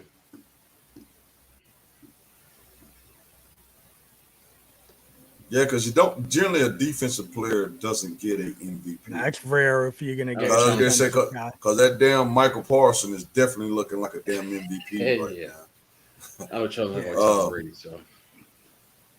Listen, I don't think he's going. I don't think he's gonna have as great a season, but I would. Who? Todd Bowles. I'm gonna tell you who the MVP is gonna be. It's gonna be. We got all day. Here we go. Now all of a sudden you're concerned about Patrick Mahomes is who I'm going with. That was Mahomes? exactly Right. who I was gonna say. I was gonna go with. No, I just don't want any dead air. Like, you know. Yeah, Patrick Mahomes is who I say. Patrick Mahomes. All right. All right. What about I co-sign you on that. all right, what about offensive rookie of the year? Y'all know who I'm picking. Chris Yeah. Olave. Chris doesn't know. I've been Chris talking about Olave Chris Olave will be the for the last 2002 I'm NFL gonna- rookie of the year. I'm going Garrett Wilson. Here we go. That's not bad. If I'm gonna keep it real, I have no clue. All right. that's fair. I got That's zero clue on who would be the rookie of the year. Kenny, you got anybody? I did not pay enough. Yeah, I'm not. You probably have to throw me some, and I'd pick a name. I don't. All right. Rookies, I don't. Oh, you know Oh, what? no. I'm gonna go with the name that the first rookie name that popped in my head, the Sauce dude from the That's Jets. defense. Sauce Gardner. All right, he'll be the defensive player for me. All right. Defensive rookie of Sauce the year. Gardner. All right. Yeah. Sauce Gardner. Defensive rookie of the year. I'm going with Aiden Hutchinson. Yeah, I mean, Aiden Hutchinson had 3 sacks in the first half on Sunday. Yeah. I got to go with him too. Yeah. This is offensive rookie of the year or Defense. defense? No, right now Defense. defense. Rookie. Yeah. I'm. Yeah. Hell, I don't. I mean, I don't get it twisted. I don't know. All right. Yeah, I'm lost. What Let me move about who will come out of the AFC? Buffalo. I think Buffalo's offense on. is fantastic. Yeah. Is fantastic, but I'm going to tell you something. I don't think anybody can block Von Miller and Gregory Rousseau at the same time. They're gonna wreak havoc on backfields all season long. They stay healthy. Yep. Bills. They got 2 great safeties. They got great linebackers. Yep. They're just a stacked team. Stack. I'm going with the Bills too. I'm gonna stay with the Chiefs, just for doing something different. I'm riding with them Bills. Yeah, I'm gonna Ride the stay with Bills, the okay. Chiefs. All right. What about the NFC? You already know where I'm going, NFC. God. That You're ain't a going question. Bucks. That's right. I never bet against my man Touchdown Tom. The GOAT. The Buccaneers' offensive line scares me. I think that's a they problem. and I have don't- a lot of work to do. I don't know that, this guy, Godwin will come back and Mike Evans will stop punching people and their offense will be fine. I mean, their skill guys will be fine. I just don't know if they're able to protect the 44-year-old quarterback with that line. And I think the loss of Bruce Arians on the sidelines and being the day-to-day coach is, I know he's still with them, is an issue. I'm not sold on Todd Bowles at all. So I'm gonna say the Rams. I think the Rams had their hands full with the Bills, and then they almost blew the game against the Falcons too. But I have a feeling they'll get their act together, and I think they're still a great team. I'll roll with the Rams with you on that. Rams. Okay. I'm going with the Bucks. Oh, Mega's living in Tampa. He's getting I that got Tampa. two words. That Tampa No. sun is calling him. 2 words. Tom Brady. He's going to will them. He's going to will them. 2 good words. And then 2 it's going good to be words. Josh Allen, Tom Brady. Bills are going to win, and it's just this is the wrestler that need to be coming out, or the promoter that need to be coming out, passing of the torch from Josh Allen to Tom Brady. Tom Brady's gonna be all right with it because Josh Allen's white too. He's gonna be like, all right, my waiver. Yeah, I just think He's gonna be like, all right, my waiver. Yeah, I think Here it goes. I think that's just what it's going to be. You And then gotta he'll take off the retire, jersey and give it to him on the and way then out. Giselle will be happy. He'll leave. Will he leave his cape and his hat in the ring? Yeah, Oh, yeah, that'd be dope, right? Yeah. Take off his jersey and helmet and leave it right in the center of the field. That'd be pretty cool, though. If you want to go out, that's how you got to go out. Take your own destiny in your own hands. Take it in your own hand. So Chris, what we've been doing each week, we've been picking the Thursday night game, Sunday night game, Monday night game, and then we each got to pick an upset game. So this past week, the Chargers and Chiefs, all 3 of us picked the Chiefs. Okay. Bears and the Packers. I went with the Packers. Kenny and Chung picked the Bears. Titans and Bills, we all picked the Bills. Yeah, that's the only damn game I won. The Vikings and the Eagles, me and Kenny picked the Vikings. Chung picked the Eagles, which I don't know why I did that because I think the Eagles are going to have a great year this year. I can talk myself out of that. And then the upset game, I picked the Texans over the Broncos. They lost. Could have won, lost. Kenny picked the Seahawks over 49ers. Yeah. And then Chung picked the Jaguars over the Colts. And before that, he was picking the damn Jets, so he was going to win either way. Which I didn't even think. True that. Which I didn't think was an upset. But, yeah, he picked the Jets, so he won anyway, yeah. So, for the week, Chung went 4-1. I was 3-2, and Kenny was 2-2. So what's our overall standing? Overall, Chung is 7-2. I'm 4-4, and Kenny's 3-6. Yeah, 3-5. Good. Yeah, nice. The senior 4-5. neighbor is lacking. Senior neighbor is lacking. Yeah. So the Thursday night game, we got Pittsburgh against Cleveland. We got Steelers at Cleveland. I'm taking Pittsburgh. Kenny, I'm with you. Uh-oh. I don't even know. Do I have to? Brissett, I just don't trust Brissett. I have zero faith in what Cleveland's got going on. I don't have faith in Trubisky. In Trubisky, yeah. No, I got more faith in Tomlin than I do Trubisky. What I was going to say, I got more faith in Mike Tomlin, than anything. So I'm going Cleveland. Cleveland is actually. Go ahead, Trish. I'm gonna go against all you guys and say Cleveland's winning that game. Cleveland is actually giving Pittsburgh 4.5. You guys all pick Pittsburgh. Yep. I'm not strong Pittsburgh, but I'm just. Yeah, I just don't trust Brissett. Yeah. Okay. Then Sunday night, we got the 49ers at the Broncos. I'm going Denver. Question for me.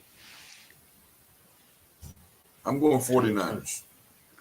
I'm going 49ers as well. I'm going 49ers as well. Broncos look like shit. I like to say that. Yeah, 49ers, yeah, of course. 49ers are giving up 1.5 points in that game. We'll have to 49ers look. Chung is, I don't know what is it with Chung, but he's just still on the streak. All right. Don't pick the Broncos or pick the 49ers. All right, Monday night. This is interesting.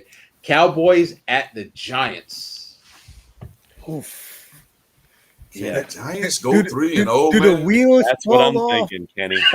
Do the Giants turn into that pumpkin, right? Prime time. Has it been It's midnight? prime time. Has midnight struck and the Giants turned into that pumpkin? They're no longer the carrot. They are at home. They are at home. The Oh, Giants are at home. And just before we pick, the Giants are giving the Cowboys 2.5 points.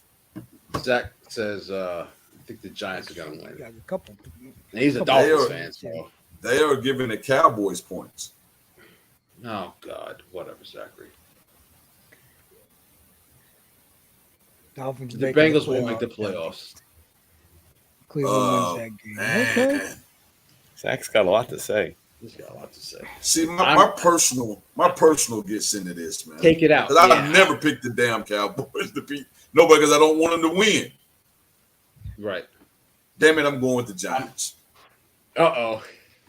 Damn it, I'm going with the Giants. 3-0 Giants. 3-0 Giants, damn it. 3-0 Giants. All right, I can tell you. I'm going with the Cowboys. Kenny, I'm going with you. Yep. 3-0 Giants, baby. I'm not a Giant fan at all. But and I do think a big collapse is coming from them, but I think they're going to win this game. It's coming. It's coming. I do think they'll win this game against the Cowboys. The Cowboys are a little outmanned right now. All right, I'm the only one going with the Cowboys. All right. Megan's like, damn. Now we got an upset. But you know what? Now this could help Mega in the. It could. In the standings. So do we ever come up with how many points? I think classifies an upset, or are we just going off the eye test? I think we kind of defaulted on 3.5. 3.5 last week. week. So I'm sitting here looking at the points. Then okay. Because that's what we did with the Jaguars and Colts. I didn't think it was an upset game at all, but we went 3. So let's go 3.5. Well, whoever, if you're picking a team that's not favored, then it's an upset. Well, see, that's kind of what we were saying. Say like the Ravens and the Patriots. They only given the damn Patriots 3 points. Well, yeah, and if the Ravens win, it's an upset. See, so me for eye test. No, if the Patriots win, it's if the Patriots win, I see. Yeah. So I was going by eye test. So I'm taking Ravens Patriots. The eye test. It's beauty's in the eye of the beholder. I mean, oh Jesus. Yeah, so we're stick with the points. It's got to be 3. Test. Yeah, I wish his eye test or mine. It's got to be 3. Is it 3 or 3.5? I would love to see a Johan Santana jersey. Twins. Is it 3 or 3.5? 3.5. All right, so 3.5. So I'm taking the Detroit Lions over for the upset. The Vikings are giving them 6 points. Oof. What? I don't know who where the points. You let me know and I'll let you know the points. What are the point spreads? So let's do. That's what I'm going to say. You let me. So let's do all. So Houston's at Chicago. Okay. So I'm gonna call it out. So the Ravens are giving the Patriots 3. The Saints are giving the Panthers 3. By the way, that's a lock. Panthers win that game. Okay. Ooh, lock. So he took the 3.5 don't. It's not 3.5 though, Chris. So it kind of. But you saying in a parlay, take the Panthers. I remember that because I do play parlays. Take the Panthers. Jameis Winston, he throws to the other. Last week he thought he was still in the Bucks. Well, yeah. he's used to wearing the Bucks uniform, man. I mean, it looked like it. He was throwing right to them. What's the Bears? The Bears are giving the Texans 3. Okay. The Chiefs are giving the Colts 6.5. Wow, only 6.5. Nowhere else. That's it. What about the Raiders? The Eagles are giving. I'm going through all of them. The Eagles are giving the Commanders 7. The Bills are only giving the Dolphins 5.5. And that's at Washington. Yeah, I wasn't going through. Yeah. The Bills are giving the Dolphins 5.5. The Bengals are giving the Jets 4.5. The Raiders are giving the Titans 2.5. No line on the Jaguars and Chargers. There's no line. They didn't got points, so that's probably a pick'em game. Seahawks are giving the Falcons 2.5. Jaguars and Chargers are 7 points. Chargers. Oh, is that what it says? Is that what you see? 7? Yeah, I got an ESPN here. Yeah, on mine it says it ain't showing nothing. The Rams are giving the Cardinals. I know why, because Herbert's questionable. Okay. They took it off the board probably. The Rams are 3.5. The Rams are giving the Cardinals 3.5. The Buccaneers are giving the Packers 2. 49ers only giving the Broncos 1.5, and that's it. All right, if I have to do all right, so the Panthers will be mine, but if you're telling me that's a no-go, Yeah. I am gonna go with the Commanders beating the Eagles. I was thinking that. I was kind of thinking that. Eagles looked good last night, but Kirk Cousins was doing a Jameis Winston impression. I've never seen anything like Was he? Was he? I was kind of thinking that. I don't know. Bro, I what was he so happy doing. when we let him go, bro. I was so happy when we let him go from Washington. I mean, this guy last night, Justin Jefferson had 18 catches for 300 yards, but he never threw to him. He was wide open all game. Come on, Zach, out of here. He was 100%. Zach, holler at me. I don't know. Trying to fucking. I don't know if I'm like, I'm not a big division game person. Anything can happen. Which is why I think about division Washington. games are rough. Yes. I hate division games.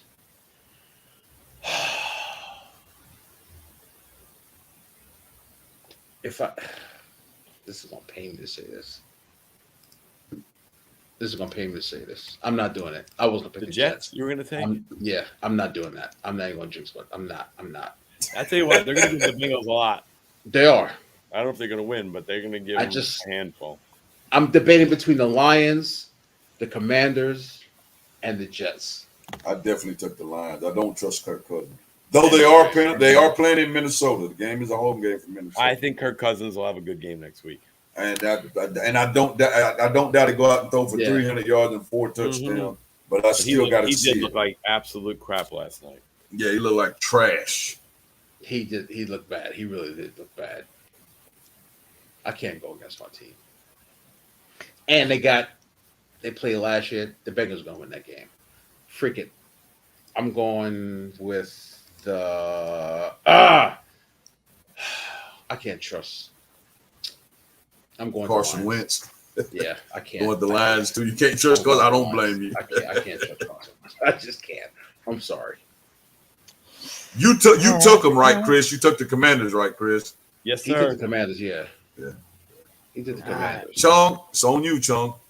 I'm going New York Jets. Taking the Jets again. They would have held up last week. I don't think they're gonna win. I think this is gonna be the game that really does me in this week. But I don't wanna. I'm looking at the gimmicks and I'm trying to figure out. It's rough. It's rough, man. With the point spread, it is very rough. Because I do feel like Washington is a good pick. Everything else, like there's no way I'm seeing. Well, that 3 is killing a lot of the games. So what's Baltimore and New England again? Baltimore. 3 points, bro. 3 points. 3? That's it. They only giving the Patriots 3 points. Mm. And then shit, man. I like the Titans game, by the way, a lot. I do too. Let me see what Titans and Raiders are only a 2-pointer. And what's they playing at home. They playing in Foxborough. What's Miami and Buffalo? Miami and Buffalo is 5.5. They're giving Miami 5.5. And they are playing. They're playing in Miami. I don't see Buffalo losing that one. Buffalo. I see Buffalo's defense destroying them Cats. Clearly, you've been choked out a couple of times tonight, and the oxygen is green. Who was going for his life on Sunday? Exactly. That dude's gonna have to use them legs. But yeah. I don't know, man. Yeah, this week is a tough week, but it says Jacksonville are underdogs by 7. Take points. Take them points. Yeah, I don't mind the points, but I'm not going Jaguars there. I feel like I got lucky last week, And like I said, I don't know what they're gonna go by, but mine is showing that's a pick'em game. They ain't even giving points on that game yet. on the site Yeah. I'm looking on. ESPN. That's says because I'm telling you, because -7. he's questionable. They probably pulled it He's off the questionable, board. yeah. Yeah. It's tough. Yeah. All right. Okay, I'm stick with the Jets over the Jets. Bengals. Yeah, I'm gonna I'll take the stick Jets with Lions. over the Bengals. Yeah, I'm gonna stick with the Lions. Let's do it. Well, Let's I'm do it. contemplating. Yeah, I'll stick with the Lions. They're gonna win. I mean, they're gonna lose, but I'll stick with them. I'll stick with them. Kirk is trash. Yes, without a doubt, 100%. Smart. But he's up and down. I'd From love But he's week to also week. he's I would also love to be Kirk Cousins. Oh no, he's very rich. He got paid. What Yeah, we did, that money, we gave him what, 2 to 3 $20 million $3. franchises, right? I think that franchise, 2 or 3 times. Mhm. And then he got 80 million guaranteed. Got 81 the first contract, and then Yeah. extension was, I forgot how much the extension I was. think it was like 100 plus, right? 100 Wasn't it? something. Yeah, he's My man's living large. That's crazy, man. Good for him. That's crazy. Hey, good for It's him. funny Without a because doubt. Robbery. I saw a meme with him the other day where he was doing a post game interview or a post practice interview, and they said that he's loaded up on Cole's dollars because he was wearing because of the shirt he was wearing, The Coles Bucks or whatever the hell Cole's they call Bucks it. or whatever. Yeah. Whatever they're. It was pretty funny. Good for him. Hey, you know what, man? Props to him, man. I ain't knocking anybody that's getting paid, man. It sucks when he's on your team taking that money though. But when he ain't on my team taking that money, it is what it is. I don't know if Chunk put this up, but yeah, Panthers got to win. Nah, I missed that one. Panthers got to win. If not, Yeah. That's Matt gonna Rule's get done. a little shaky for him. it's going to get a little shaky. Shaky for the coach, without a doubt. But their new they'll fire him and hire whoever, and Jimmy Garoppolo will be the starting quarterback for the Panthers next year. For next year. Mm-hmm. What they should have did was try to acquire him in the offseason. We have Baker Mayfield already. Yeah, but they could have gotten the Garoppolo earlier on. Well, they could have. They could have made that attempt. They could have. But everybody was hyping Baker, so Yes, they I were. think it's decent. I think it's decent. Again, it's still early. Let's skip Bayless Taylor. He was the second coming of Tom Brady.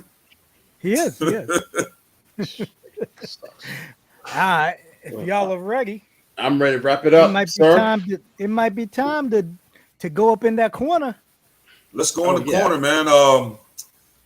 Boxing. Canelo Alvarez fought this weekend Versus Triple G. against 40-year-old Triple G. And it was a horrible fight. Mm. I could not believe how bad Canelo looked against a 40-year-old washed-up Triple G. Now, You know what's funny, Kenny? go ahead. Is all I kept seeing is the hype on how Canelo is back to being a top fighter after that fight. Wow. And I was like, What did he do? the fight Now, put me it to wasn't sleep. it. I'm gonna keep it it real. The wasn't fight as- put me to sleep.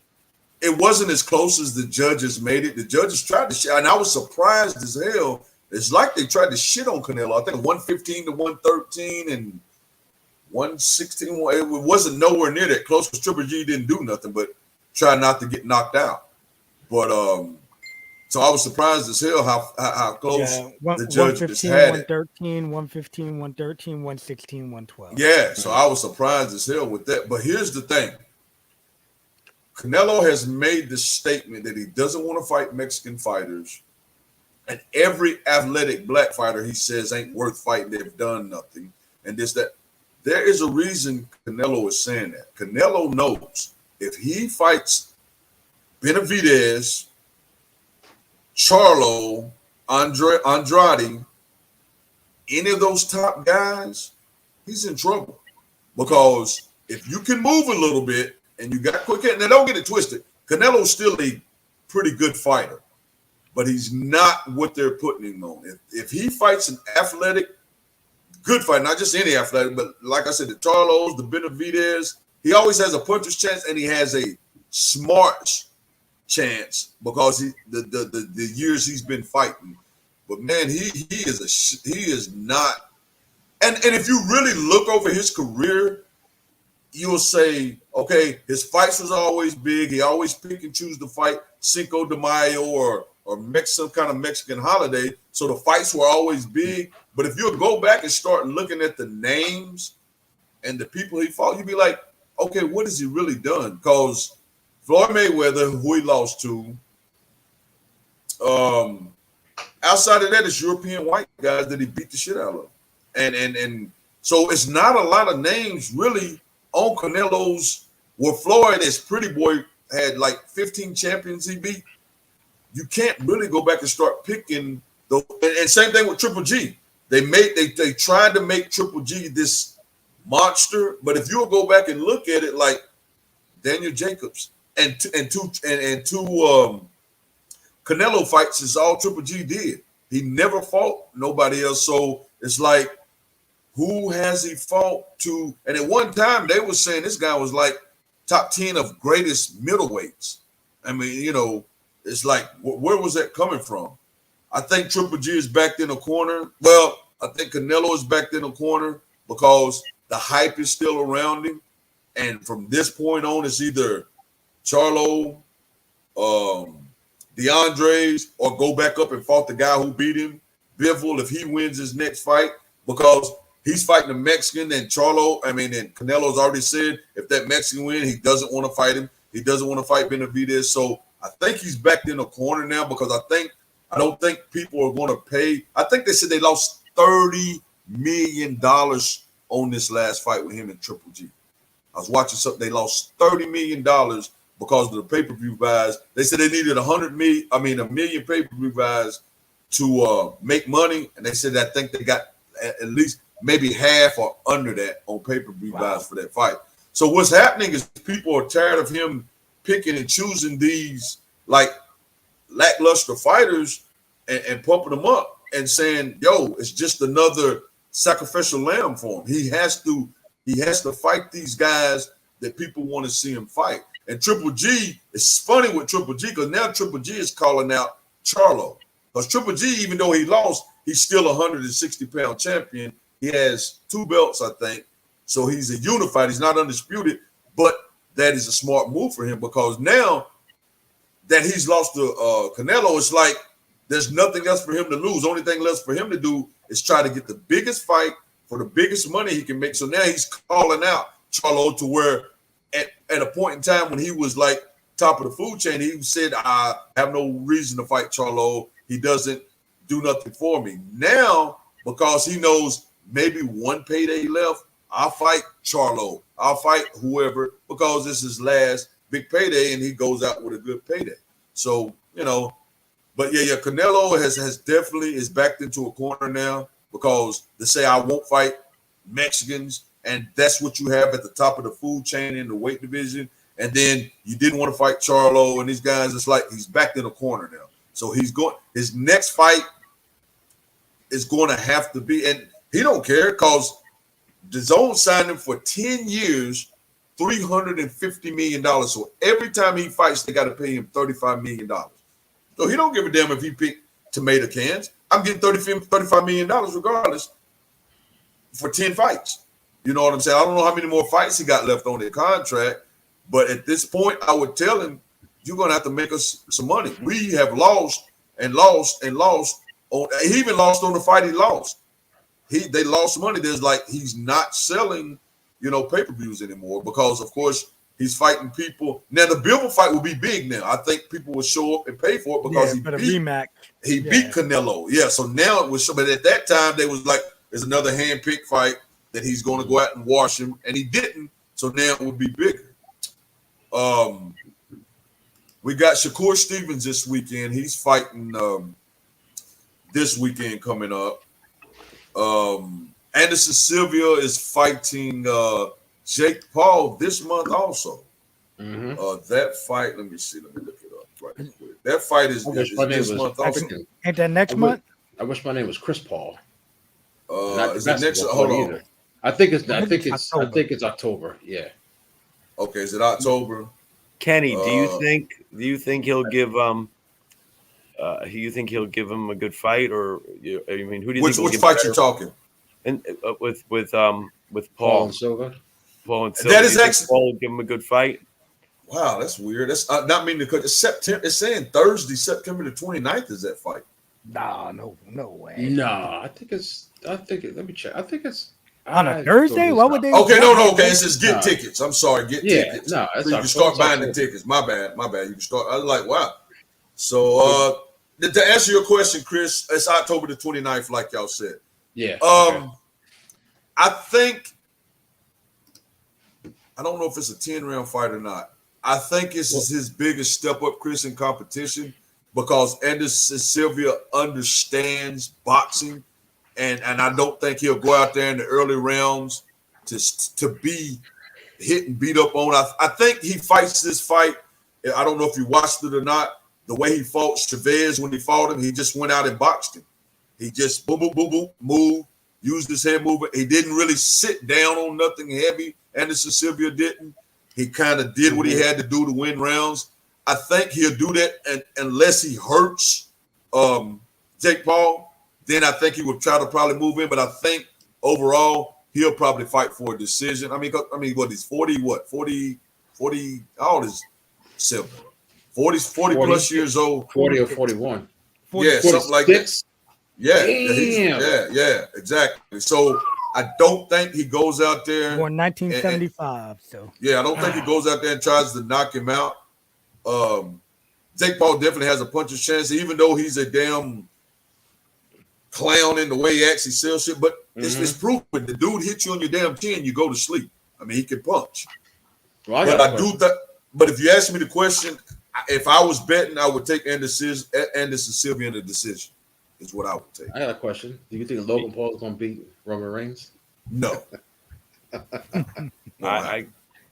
Yeah. I mean, I got to go with the tribal chief in that one. Yeah. I tell you what. How much do you think Logan Paul got for that? bro, that I don't know, million. So much You get some money right millions now. for that. Yeah. No, just for this match. No, Yeah, I guarantee money it's coming 7 in digits right just for that match. Oh, man. 100%. Wait, Yeah, you're talking okay. about which you talking about the Roman match or the Yes. or the Yeah, boxing the Roman match. Just Oh, the Roman that, match. no, that guy, that Well, whatever, the guy over the how sheet much or you think he whatever getting? in the crown jewel, the guy That's doesn't right. I know. Exactly. That's why- why. Oh, He is just that They in are that's going to in Saudi Dubai? Arabia. That's Yeah, why. They are Saudi going Arabia. to He says, bring me this guy, bring me the Undertaker. That's bring why me I'm And asking. Goldberg. exactly. They said that's what this guy does is like 7 he figures works. guaranteed. Exactly. It's He books nothing his to own him. card. Yeah, How it's much do you nothing think you to got? him. That's what I'm asking.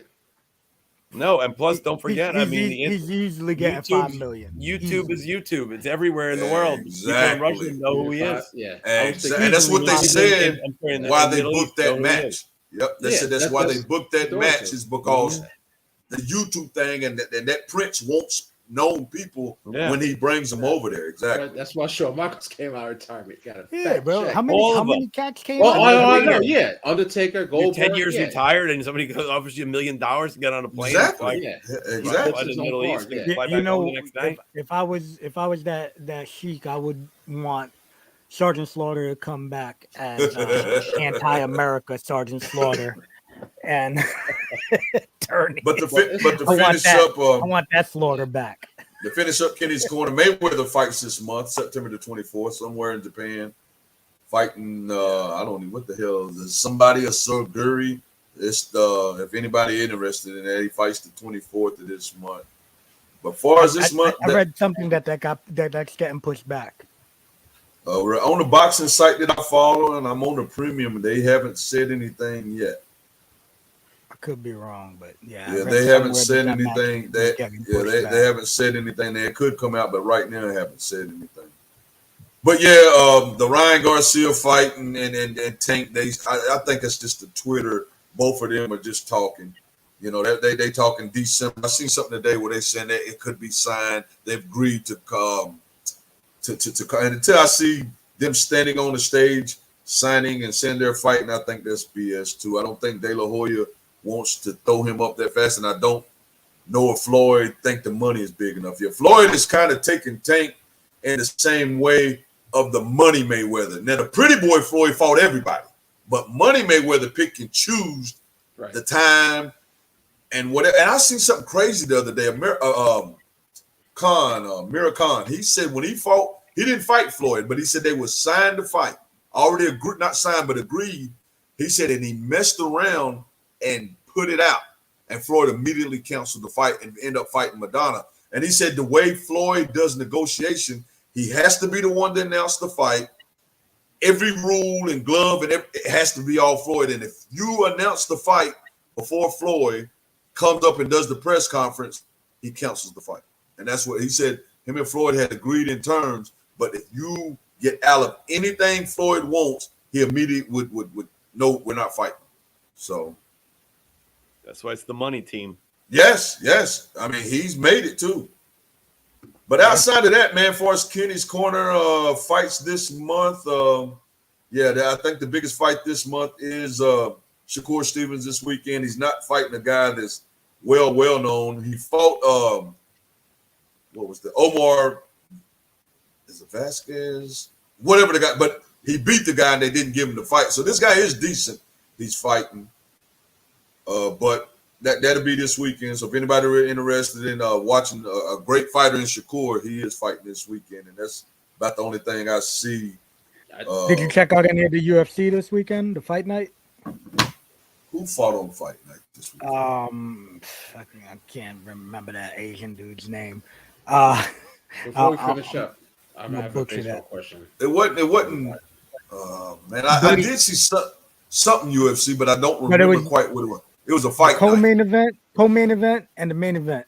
Co-main event, dude's forehead was split from here to here. Yes, I seen highlights. Like that, I didn't watch it. Yeah, and he came out and pulled out the victory. And then the main event. I thought they stopped it. Oh, Corey Sandhagen was the main event yeah. versus the Chinese cat. I can't remember his name, but he busted Buddy open from here and to they here. Stopped that one. And yeah, that they stopped was like that one. Open at least an inch wide, and they stopped that one. Yeah, they stopped. But the other dude's head looked like somebody took like a Sharpie and drew like Burke's eyebrows from. Wow. Unreal. Bro, it was just like it was so jagged and just like straight across his forehead. It was like holy crap. And they let him keep fighting though. And then the other cat, his thing was just open right over his eyebrow, and they stopped it from the eyebrow up. But yeah, those fights were all pretty decent from what I saw. I seen the highlights. I mean, I'm more of a pay-per-view, but it do be some good fights on fight night. Dude, fight night's been better than the pay-per-views 90% of the time. But what was your Hold on, before that, make sure Kenny, I gotta add a little something to Kenny's Corner. What's that? So King's Corner.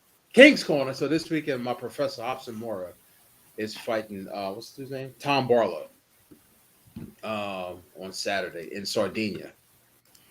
So I don't know. So this is who and who now? My jiu-jitsu professor. Hobson Mora. Okay. He's a 6th degree black belt in jiu-jitsu. Good stuff, man. And like me, a Hall of Famer. So is it MMA or grappling? I mean, jiu-jitsu only. I think it's a real Hall of Fame or a participation Hall of Fame? No, hey, I got 3 real Hall of Fame, 1 participate, 3 of them are legit. Actually, you know what? Nah, I'm not disrespecting his accolades like I disrespect yours. Yeah, he's legit. Dudes move from Brazil to train under him. That's awesome. Well, good luck, man. Good luck to your professor, man. Yeah, good luck to him. Where can they watch that on the Fight Pass? Oh shit! Yeah, you can watch it on UFC Fight Pass, which I'm debating on getting. It's on Fight Pass this Saturday. So I might get it just to support him. But he's show that love, man. He's a real humble dude, and I don't think he hasn't fought. I mean, he's been in tournaments, but he hasn't fought. I think in like 10 years. This is like his first fight in like 10 years. So I think it's great. My fighter's soccer season is about. I actually talked to him today, so we'll start training. We're already starting to look at where we're geared to go. So thanks, Carmelo. I really appreciate it. So yeah. He I'll be giving updates on when me and my young man get back together and start training again. Yeah, I'm gonna try and get him on here at some point. Yeah, definitely. Yeah, maybe after he gets a big W, you know. He wins, yeah. Hey, Professor, you got to jump on my podcast. Yeah, come up on this podcast and hype it up. It would have been cool to get him on to hype up the fight beforehand. Yeah. I don't know why you ain't do that, Mega. He's like just dropping the ball, bro. No, you No, say no, he's humble dude. You probably don't want to He's be humble. talking. Yeah, I He's was gonna good say in- a lot of Nah. people like that are so humble and just Nah. they don't even want it Nah, like that. do it Yeah. afterwards. Yeah. But the baseball thing I wanted to touch on while Chris is here. Who do y'all think should be the AL MVP? Very strong feeling on this. It's a no-brainer. It's Aaron Judge. He single-handedly willed the Yankees to the division and to the playoffs. You know what? I use this line on my own podcast coming soon. But today, actually earlier today, Ohtani, nothing but respect. The guy's an historic figure already. He's doing Exactly. something that hasn't been done since Babe Ruth. But at the end, I give him the MIP, the most interesting player, the most valuable player is I like that. I Aaron like Judge. that. No brainer. Interesting player. It's not even contest. They're in last place, the Angels, and Yep. they're not. Their season is officially over. And their season, they've already been eliminated from the playoffs, Mhm. which they So- never had a chance for. So, But it's is that on him or is that on the organization? what? Yeah, but In fact, What, No, like- it's not on No, him. no, Of but- course, he's an amazing contributor. it's not his fault. But like Chris said, if it wasn't for Aaron Judge, the Yankees wouldn't be as good as they are right now. They wouldn't be where they are. So They wouldn't if you be. put They wouldn't Aaron be 5 Judge, games up. hold on. If you put Aaron Judge on the Angels and Ohtani on the Yankees, who's your MVP? How do you If know? the We don't know. Yankees are winning Yep. in first place, Yeah. then it's going to be a different question. But I think I just that- asked a different question. Answer the question. Well, no. My point is this, right? What everybody's been Answer the crazy, like freaking CC question. Sabathia said, right? Oh God. That Ohtani the hands down MVP because he pitches and hits. Mm-hmm. But if that's the case, he's going to be the MVP every year, No. right? Then nobody should be able to be MVP Okay. over him if Chris. what CC said goes. Chris, I'll answer your question. Thank you. If a frog had a glass ass, it would break when he jumped. I don't know how the Yankees would be if they had Ohtani. I've never I heard don't that know. one before. But I do know Aaron Judge is on the Yankees, and if he didn't do what he did this year in an historic season, the Yankees wouldn't be in first place right now, and they might even be in the playoff picture. The crazy just thing asking is the question. Aaron Judge has like That's the 20 answer. plus home runs more than the rest of the AL.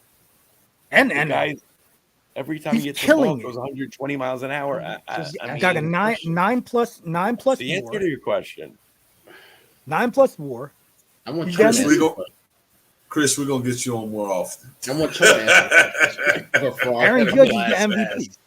MVP. Now, I mean- now if No, I said if Aaron Judge on the Angels and if Ohtani's Aaron Judge on is on the Yankees, Angels right, and nothing Aaron changed. Judge and his Instead of being his 5 stats are games up, the exactly Yankees same. were yes, His stats everything's are the exactly same. the same. He's Yes. he wouldn't be the MVP. He would or would not. He wouldn't because he's doing it for I'm just asking. non-contention. Okay, just asking. To a question. me, it's I agree with you. I agree that I'm just asking the question. It's the old Branch Rickey line when Ralph Kiner asked him for a raise after he led the Here league we in home go. runs. Yeah. Branch Rickey Last said, ass, if shut your we ass. finish in last place with you, we'll finish in last place without you. No raise. No doubt. You ain't changed shit. That's true. it's definitely you Well, know We'll find out next year when Ohtani's on the Yankees and Judge on the Mets. On the Mets. Wow. I want to know what kind of money Ohtani's gonna get, man, because Woof. He's not going he to does- get. Ohtani's He's not a not going to free get a agent. ton.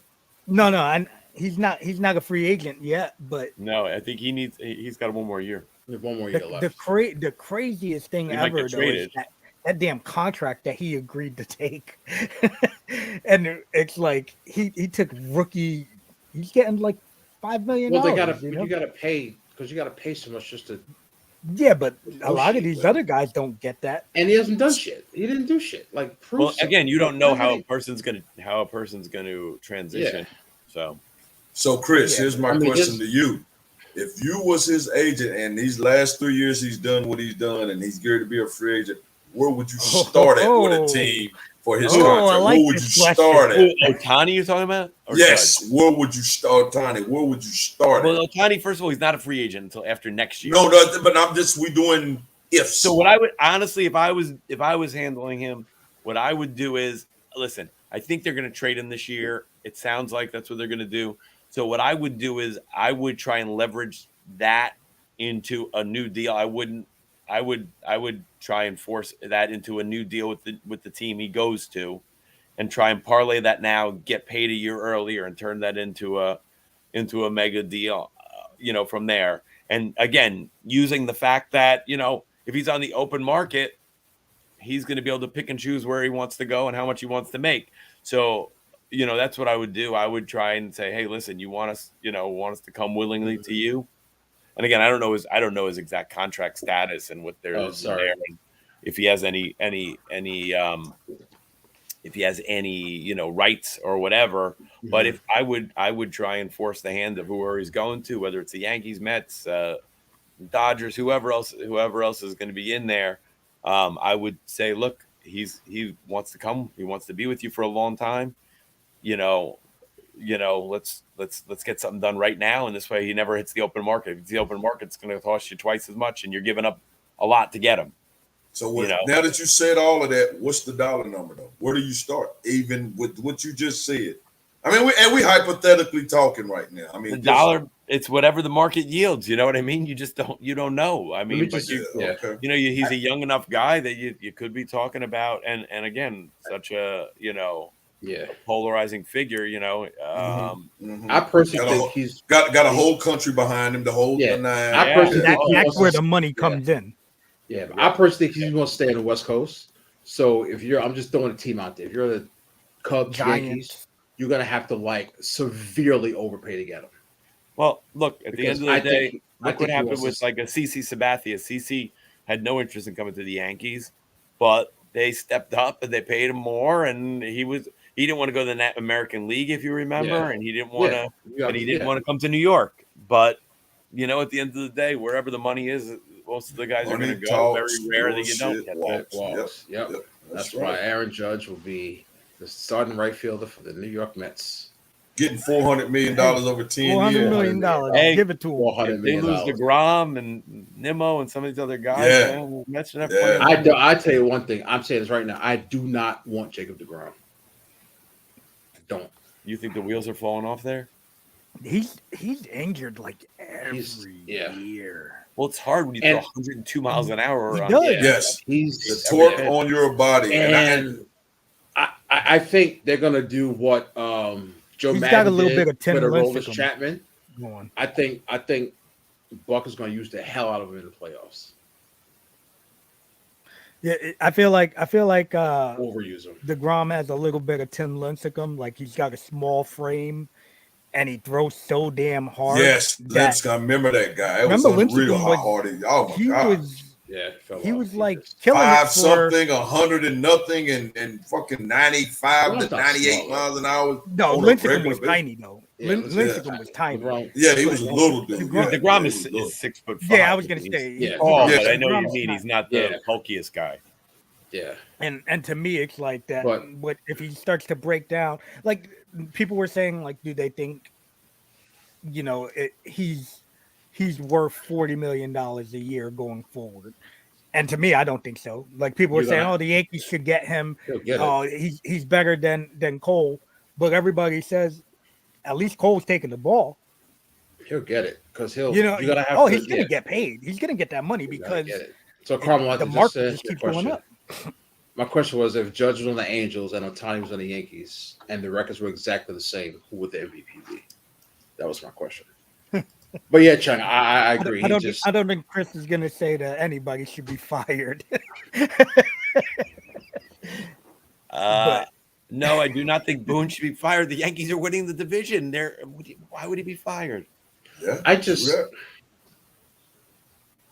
his name is Chris. Sorry. They can't fire him now.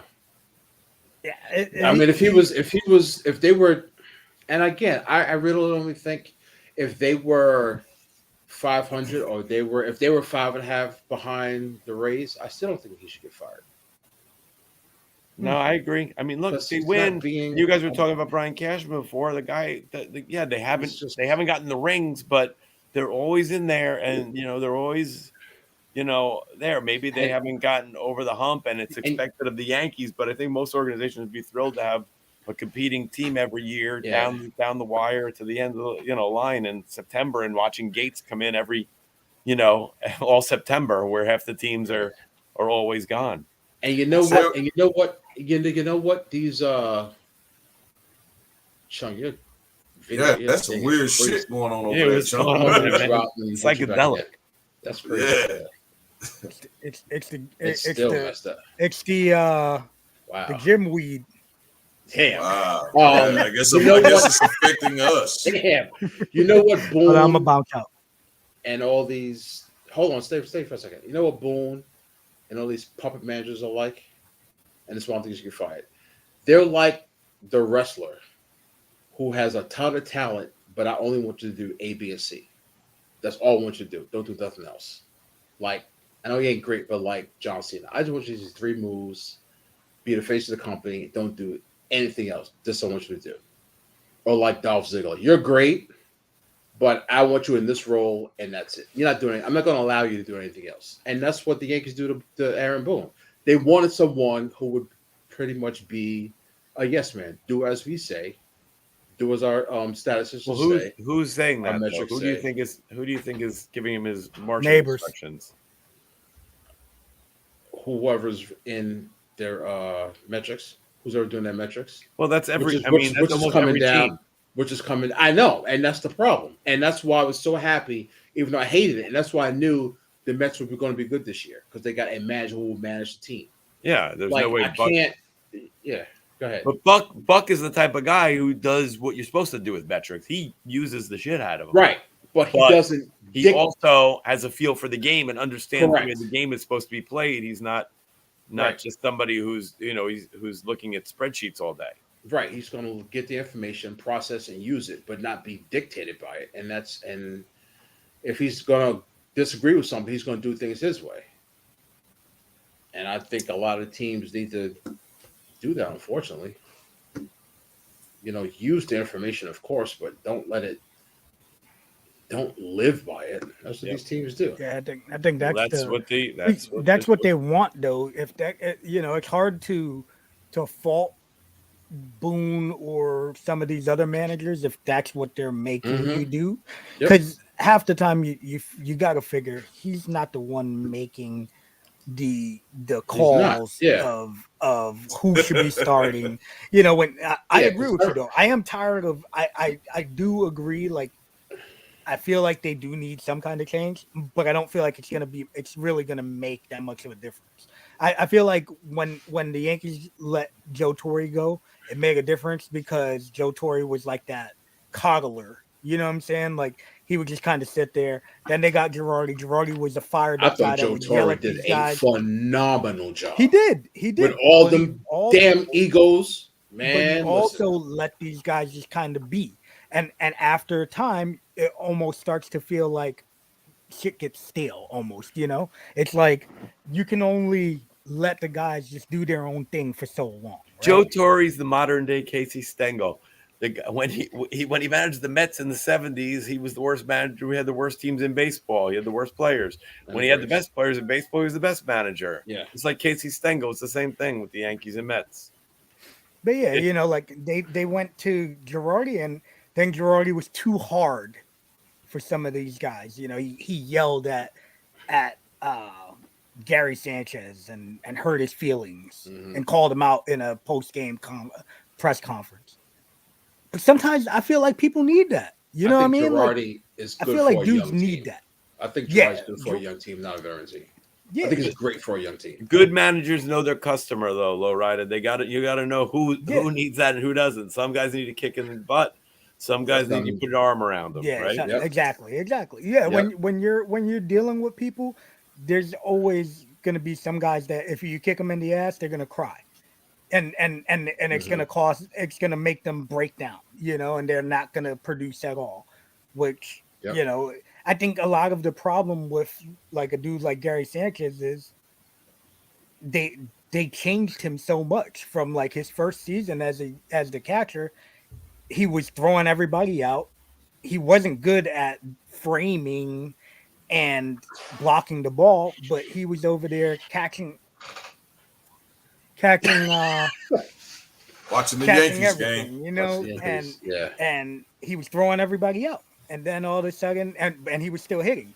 Then all of a sudden, it became they wanted him to be on one knee. They wanted him lower to the ground, and then all of a sudden, he can't hit.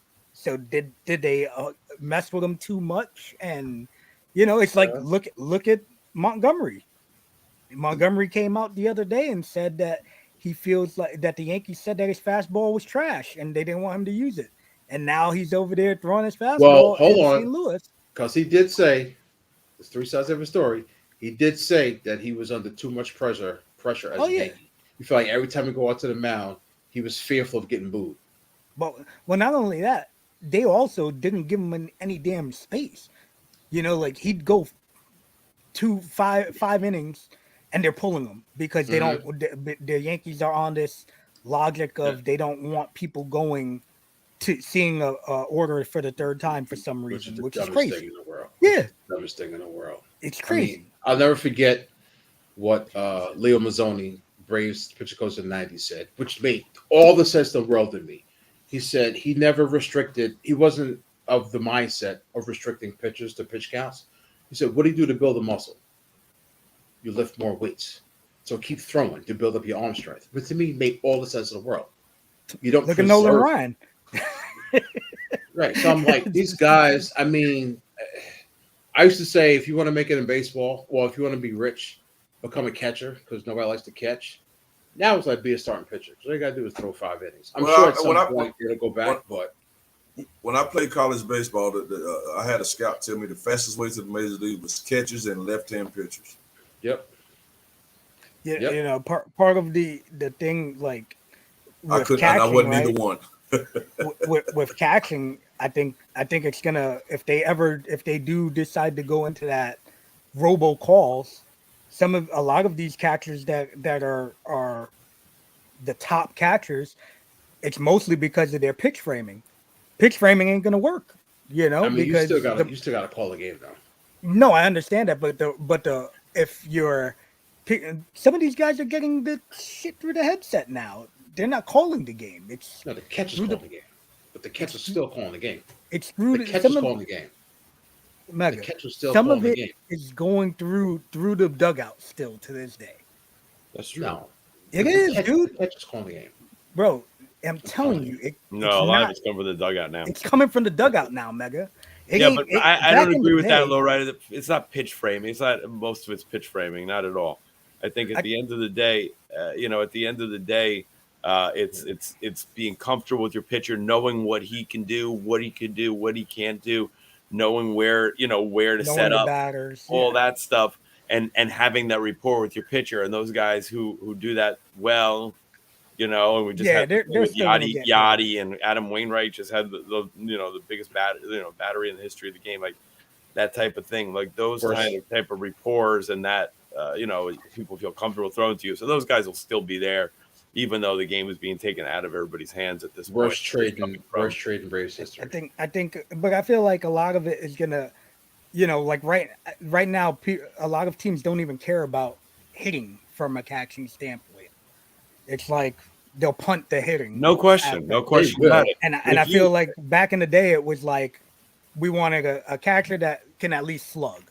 Now it's like that's what it was. And back in the day, they had the Gary Carters and Johnny Benches of the world. But Mike that's coming back though. That's coming back. But if you look at the Mets, like look at the example of the Mets. The Mets had the Mets don't exactly have a superstar behind the plate, and they chose to pass on Contreras from the Cubs and whoever else was out there at the trade deadline and stuck with their guys because they felt like the pitchers were having such a good year. They didn't want to mess up that rapport they had with Nito. And that I agree with. Right. And McCann, even though those guys haven't hit at all. And McCann paid a lot of money to, and he hasn't hit at all. But, he apparently does something right behind the plate because the pitchers.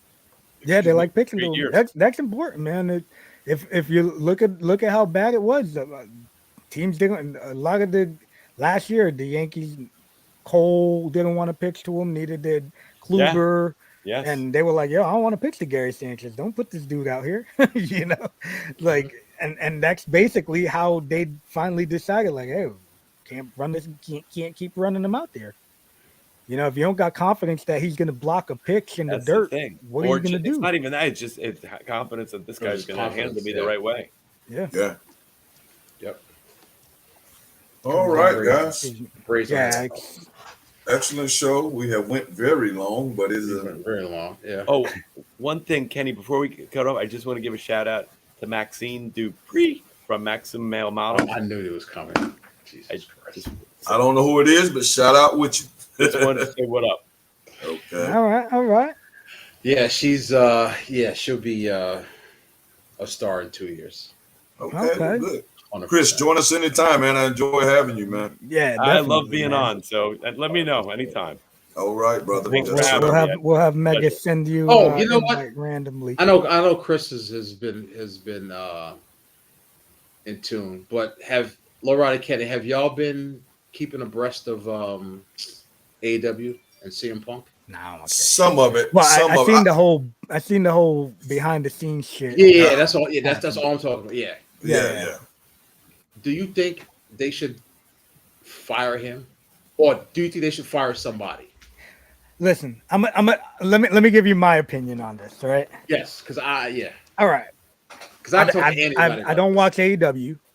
Never Mhm. watched one don't watch match no from wrestling. AEW, so I can't give you what I've seen. But I do know from reading like the dirt sheets and the ratings and everything like that, nothing has been as high as when CM Punk first came in, right? Yep. Nothing has been as high as CM Punk main events. Mm-hmm. You got these other dudes running shit, and when you look at it, right, like they're killing the Young Bucks are over there, top tag team, whatnot. But aren't these guys what I can't remember what they're called, but they were in WWE and in NXT, the rival, right? Revival. FTW, I think they call them FTW. Yeah. FTR. So those FTR. dudes. FTR. Everybody Shout out to talks about how Casey McKnight. amazing- I used to work that guy. how amazing of a match those guys had, and then all of a sudden they never got another match with the Young Bucks again. Because why? must They kick the want to Young keep Bucks' their ass. shine. These guys want Yeah. to keep their shine. Yeah. And if and you look at Cody bounced. Cody's when Cody bounced, the numbers dropped also. Mm-hmm. So it's like these guys are they're booking their shit and they're making themselves over. And you can't do that. And then you heard what that whole crap with whatever Hangman Page said. I don't gotta listen. I got my spot. I don't need to listen to veterans.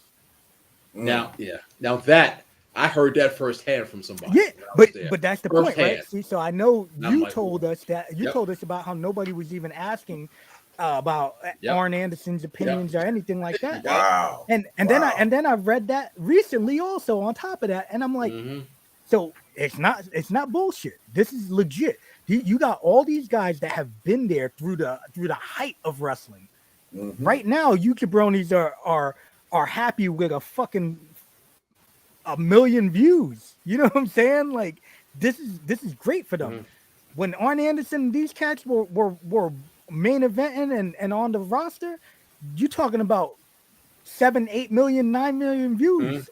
You know what I'm saying? Like, listen, you ain't gotta do what the fuck he says, but at least listen. Exactly. I wish I could be there listening to what Arn Anderson, Hell or Jake the yeah. Snake, or Tully Blanchard, or whoever exactly. they're saying.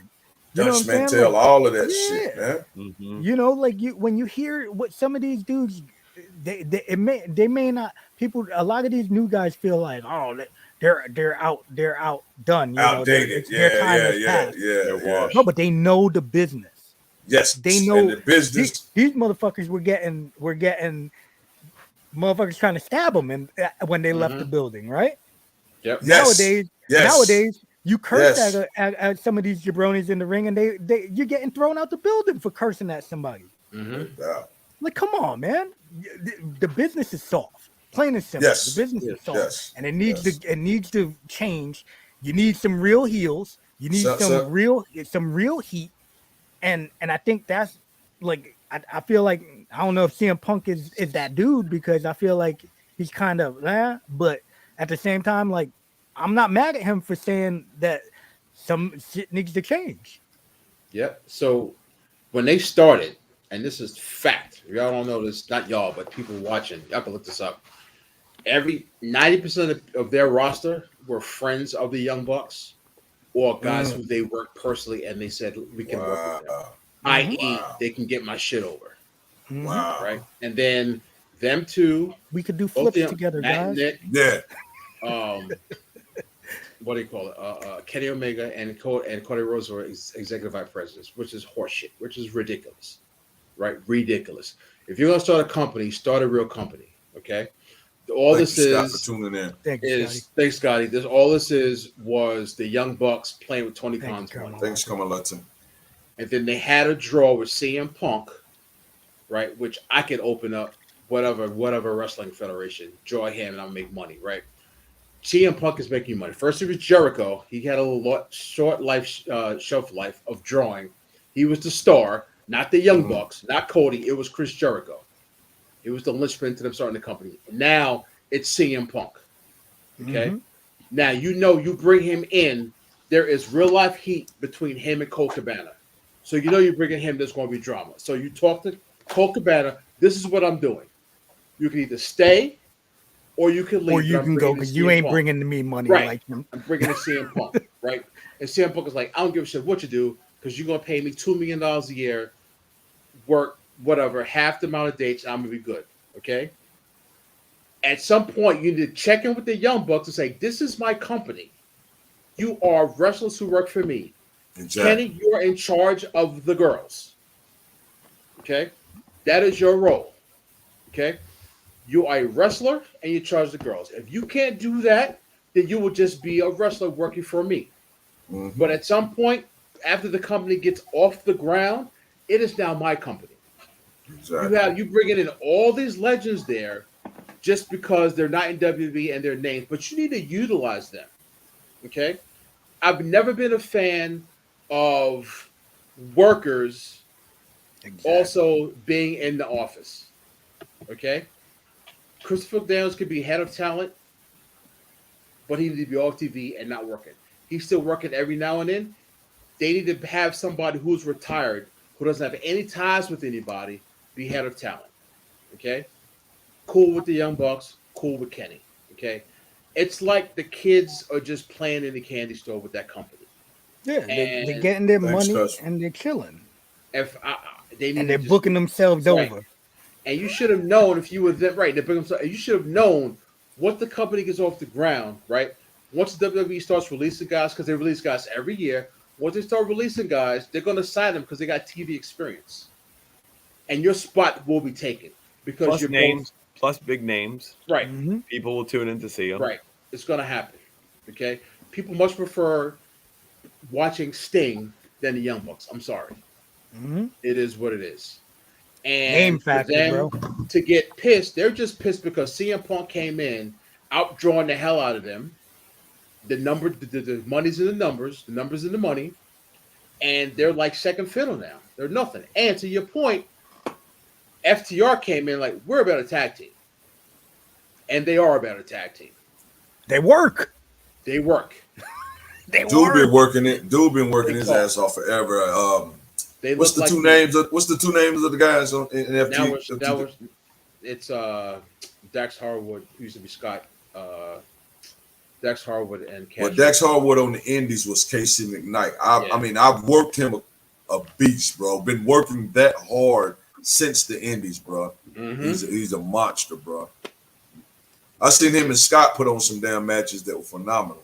Him and Scotty Matthews, man. He's been working his ass off for a long time. I heard some shit about Adam Page, I'll say off the air, but only one who's worth a damn is Kenny Omega. I'm sorry. If you release Kenny Omega, Adam Page, and the Young Bucks now, the only one that be signed will be Kenny Omega. Kenny Omega.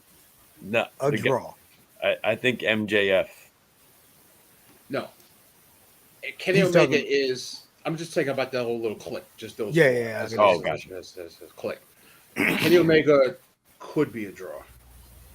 He He can. could be. Yes, he can. But at the same time, is he right now? Like you take Kenny Omega, put him as the main event, and put CM Punk on WWE tomorrow. Who you think? What do you think the ratings are gonna be? Oh yeah, no, but you could. You know what I'm saying? Omega, you got to give him a couple years in WWE. No, I'm just talking about like Oh, right now, no. right now. You know what I mean? Like, but the way a lot of these fans are, they started like going freaking nuts for Kenny Omega. You know? They're just fucking Indian marks. That's all they are. Yeah. But that's basically all AEW is. All their fans are. And there's nothing wrong with it. I like the fact that there's competition, but is it really competition? No, Is it's the just an alternate place to work. It's not competition. Yeah, exactly. It's That's an right. alternate place to work. It's That's always. Exactly, and Oh, I'm well. happy that the boys are making money. I know there's a few guys that I know from years ago that when they were just breaking into the business and they're getting paid. So shout out to them for getting paid, and because they wouldn't be probably signed right now, anyway. So No. and with Yeah. AEW making that money, giving them that pay, great for them, Yep. So, but that's all I got. All right, Like- All right, guys. Let's go to bed. I do It's too. late, so Yes. I gotta piss. Yeah, no doubt, man. Thanks Thank again, you for having Chris. me, guys. Thank All you for right, having man. me. All right. Chris, care. man, Hey, we do guys. appreciate you. Hold on, let me do this little banner here. Chris, you said you got a podcast? Yes, it's coming soon. I'll be Okay. on to promote it shortly. Do it, brother. Do Thank it. you. We'll be very happy. But in Thank the you, guys. meantime, make sure y'all like and subscribe to us on Facebook and YouTube at No Holds Barred Sports Show. Make sure you hit the bell, get notified when we're on. We are on every Tuesday, 8 o'clock, though. And occasionally, randomly, we will pop on for some other stuff. So make sure y'all check that out. Also, thank you to Chris for coming on. Just thank you, Agent sir. to the Stars, and big time you fan. But yeah, we appreciate you coming on, brother. Thank you, guys. Your insight is always valid and Always funny. Always appreciated. fun coming on. Yep. Thank you, sir. Besides that, we will see y'all next week, Tuesday, same time. Make sure you tell your friends, tell your friends, tell your mama, tell your baby mama, Mama's mama, all of them. We appreciate y'all every time for tuning in, and we'll see y'all next week. All righty. Thanks, guys. Talk to you guys Take care. later on, man. All right. Peace. Bye-bye.